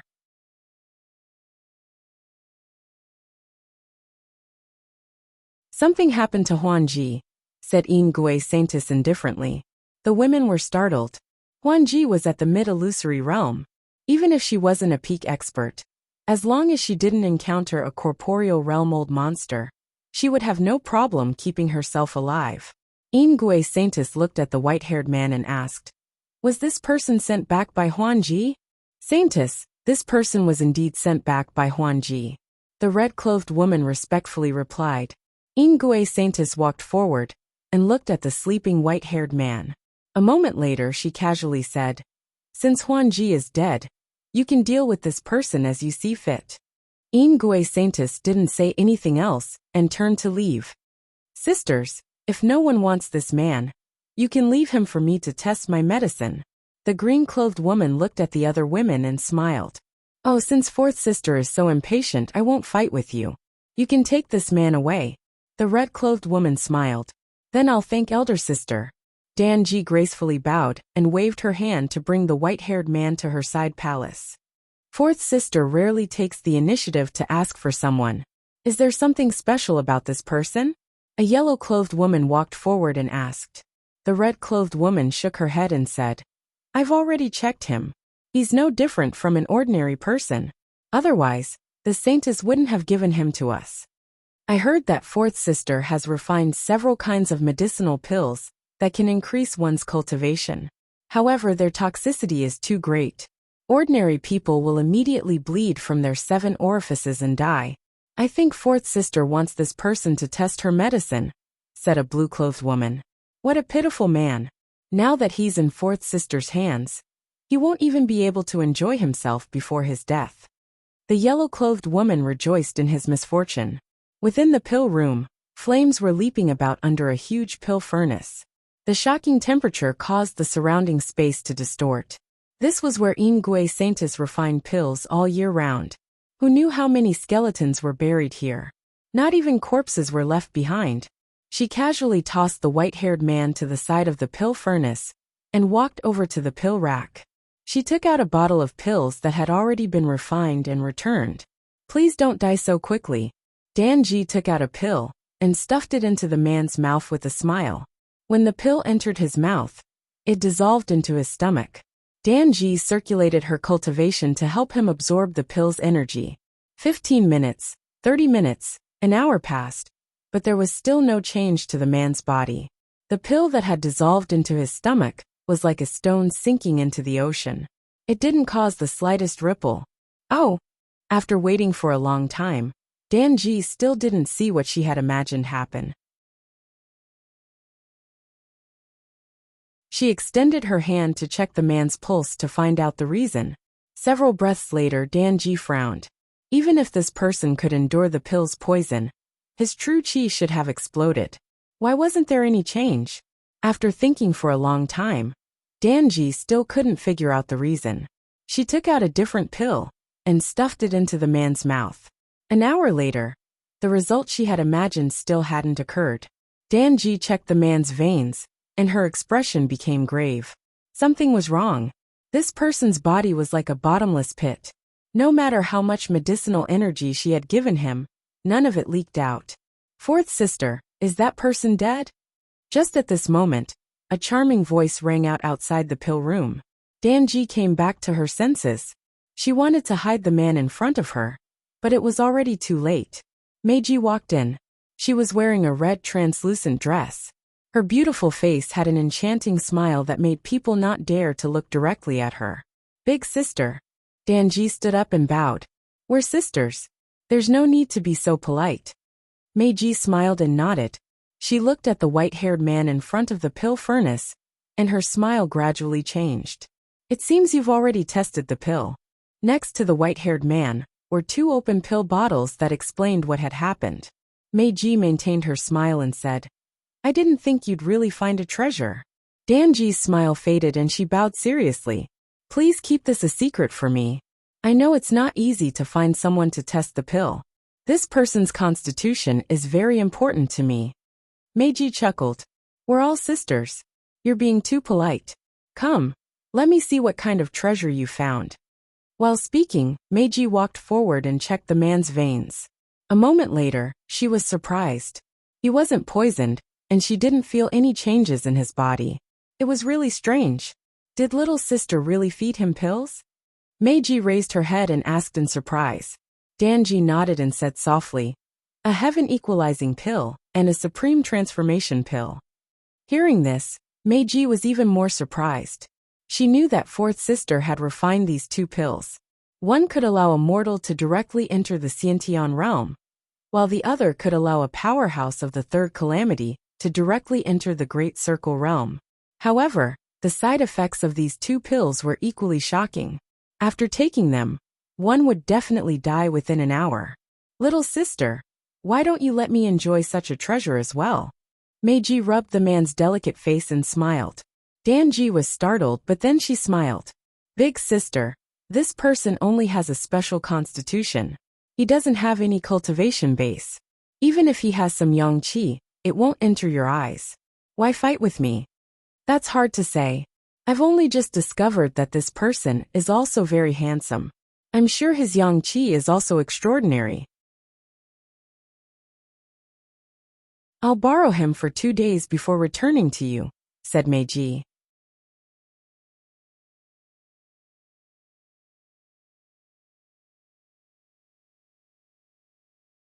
Chapter 794. In the elixir room of the Ingui sect, Meiji's words froze the atmosphere. The whole room became so quiet that even the sound of a needle dropping could be heard. The smile on Danji's face disappeared, and a dangerous light flickered in the depths of her eyes. After a while she smiled and said, Since you like him so much, you can take him away. But please be merciful and don't kill him. You must be joking. How can I hurt your precious baby? Meiji smiled and said, Then I'll have to thank you, big sister. Danji bowed. You're welcome. I won't disturb you anymore. Meiji chuckled. Then she waved her hand and took the plainclothed man on the ground and walked out of the elixir room. Danji looked at the back of the former and clenched her fists. She was too careless. In the Zhuyan Palace, on a luxurious and wide bed, a transparent curtain was hanging. Below it, a plainclothed man with white hair was lying quietly with a peaceful look, as if he was asleep. The knowing destiny state cultivator, who had been tired all his life, could only stop running and take a short rest when he was in a coma. Meiji stepped forward and raised her hand to touch the man's face. She smiled and said, Look carefully. You're really cute. No wonder my sister values you so much. She leaned over and gently leaned on the man's chest, listening to his heartbeat. His hot body emitted a red mist, which filled the whole curtain. The red mist entered the knowing destiny state cultivator's body, but it disappeared in an instant. The inexplicable scene was shocking. Meiji's eyes became more and more strange. She released all her power, and the red mist rushed into the man's body like a tide. The next moment the same scene happened again. The red mist was like a stone sinking into the sea, or mud flowing into the river. The knowing destiny state cultivator's body turned into a bottomless black abyss, constantly swallowing all the power that entered his body. Strange. Meiji stood up and walked to the table beside her. She took a jade bowl and filled it with water. Then she walked back to the curtain and pricked the finger of the young man on the bed with a needle, dripping a drop of blood. When the blood fell into the water, it was no different from that of ordinary people. Meiji pricked her own hand, dripped a drop of blood, and observed carefully. But at this moment, the red water quickly swallowed the drop of blood. Even the vitality and genuine qi did not overflow. Meiji was more confused. How could there be such a constitution in the world? Who is this person? Lady Meiji, the saintess has ordered you to go over. Right at this moment, a maid outside the Juyan palace spoke respectfully. Hearing this, Meiji frowned and said, I know. You can leave first. Yes. The maid accepted the order, turned around and left. Before the curtain, Meiji thought for a moment, and then she waved her hand to set up a restriction. After that she strode out of the hall. In the Ingui sacred palace, a woman in a light pink dress stood quietly. Her black hair was like a waterfall, and her face was beautiful and enchanting. She was the strongest person in the Ingui sect other than the sect master. The combination of charm and authority made people not dare to look at her directly. Greetings, saintess. Meiji walked over and bowed. We need people to investigate Huanji's death. You'll be in charge of this, said Ingui saintess. Yes.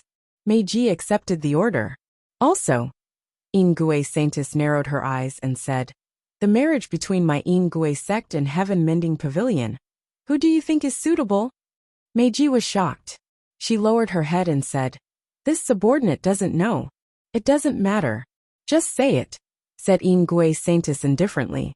Meiji hesitated for a moment and said, the people my sect sends to Heaven Mending Pavilion must be virgins. Right now, only 4th sister and 7th sister meet the requirements. 7th sister has an unruly personality and is not suitable for marriage. However, 4th sister is the only person in my sect who is good at alchemy. The gains do not make up for the losses. Ingui saintess nodded and said, let Danji prepare. 1 month later, Heaven Mending Pavilion will come to pick them up. Yes. Meiji's body shook again. She respectfully accepted the order and left with a complicated expression. In the pill room, Meiji paced back and forth for a long time. In the end, she softly sighed and walked in. In front of the pill furnace, the green-clothed woman sat quietly. Seeing the figure walking in, her eyes flashed with confusion, and she said, why did Big Sister come back? I've come to talk to you about something, said Meiji as she walked forward. Something happened to that person? Danji frowned and said, no, that man is fine. Meiji sat down next to the former and said, it's another matter. Big Sister, why are you hemming and hawing today? This isn't like Big Sister, Danji said doubtfully. Meiji was silent. Soon after, she softly sighed and said, Saintess just called me over. She wanted me to tell you that she has already decided to send you to the marriage alliance between Heaven Mending Pavilion and our Ingui sect. Hearing this, Danji's body trembled. After a moment, she calmed down and said with a smile, I know. Thank you, Big Sister, for coming to tell me. Meiji sighed again and said, Little sister, prepare yourself. 1 month later, Heaven Mending Pavilion will come to pick you up. Danji forced a smile and nodded, saying, Big Sister, Little Sister will leave in a month. Before that, can you let that person test Little Sister's medicine? After a month, that person will be Big Sister's. Meiji nodded. This time, she did not argue. Thank you, Big Sister. Danji stood up and bowed, softly thanking her. Meiji shook her head and did not say anything else.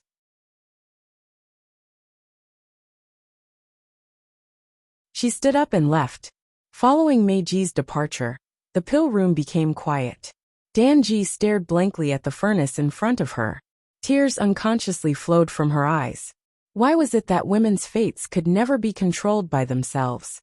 Within Ingui Sacred Hall, Ingui Saintis walked to the back of the hall and knelt down, saying, "Master, has the matter of the marriage been arranged?" A woman's voice rang out from the darkness. "Yes."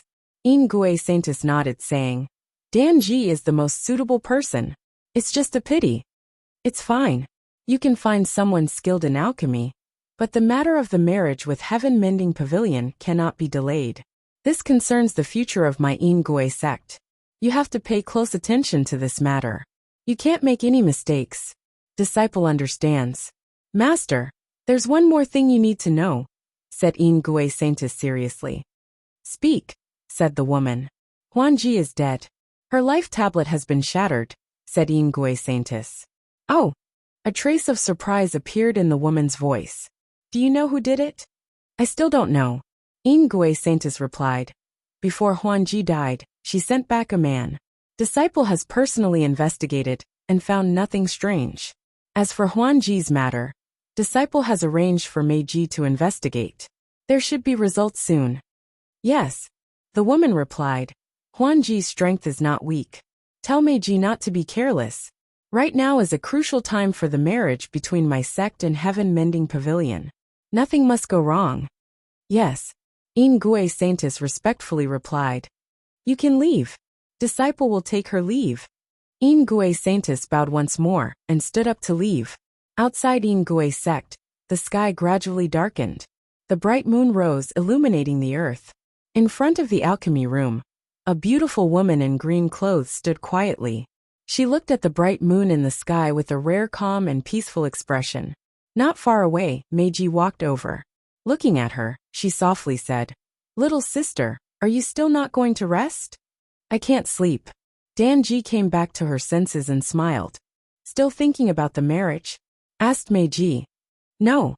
Danji shook her head, saying, "Little sister is just thinking, what are we fighting for in this life? If we don't fight, what can we do?" Meiji's eyes flashed with emotion, saying, "If we fight, we can still feel the value of our lives. If we don't fight, we really have nothing." Fourth sister, Heaven Mending Pavilion is not like Ingui sect. Although we don't usually get along, no one really wants to harm each other's lives. However, once you go to Heaven Mending Pavilion, fourth sister really needs to be careful. That kind of colossus has too many secrets. If you're not careful, you will be consigned to eternal damnation. Big sister, don't worry. Little sister will be careful," Danji softly replied. Meiji looked at the alchemy room behind her, saying, "That man is too strange. Little sister, you also need to be careful. If there are signs of him waking up, you must control him in advance."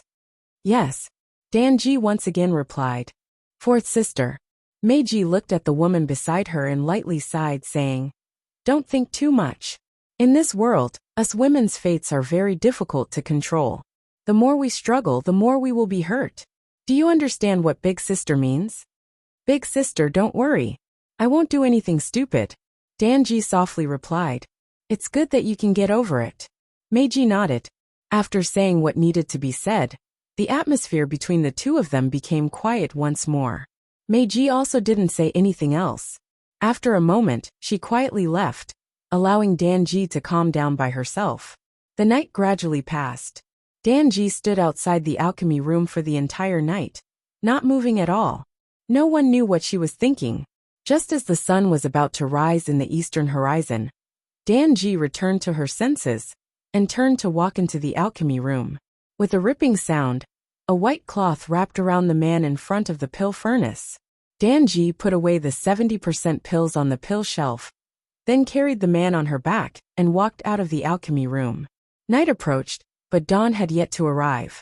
In the darkest quarter of an hour, a green streak of light streaked through Ingui sect. It didn't alarm anyone as it rapidly flew outside. Like a moth flying into a flame, the green streak of light was unwilling to lower its head to fate. It flew with all its might towards the free world outside. "Idiot!" Ingui Saintis walked out of Ingui Sacred Hall. Looking at the fleeing figure, a cold light flashed through her eyes.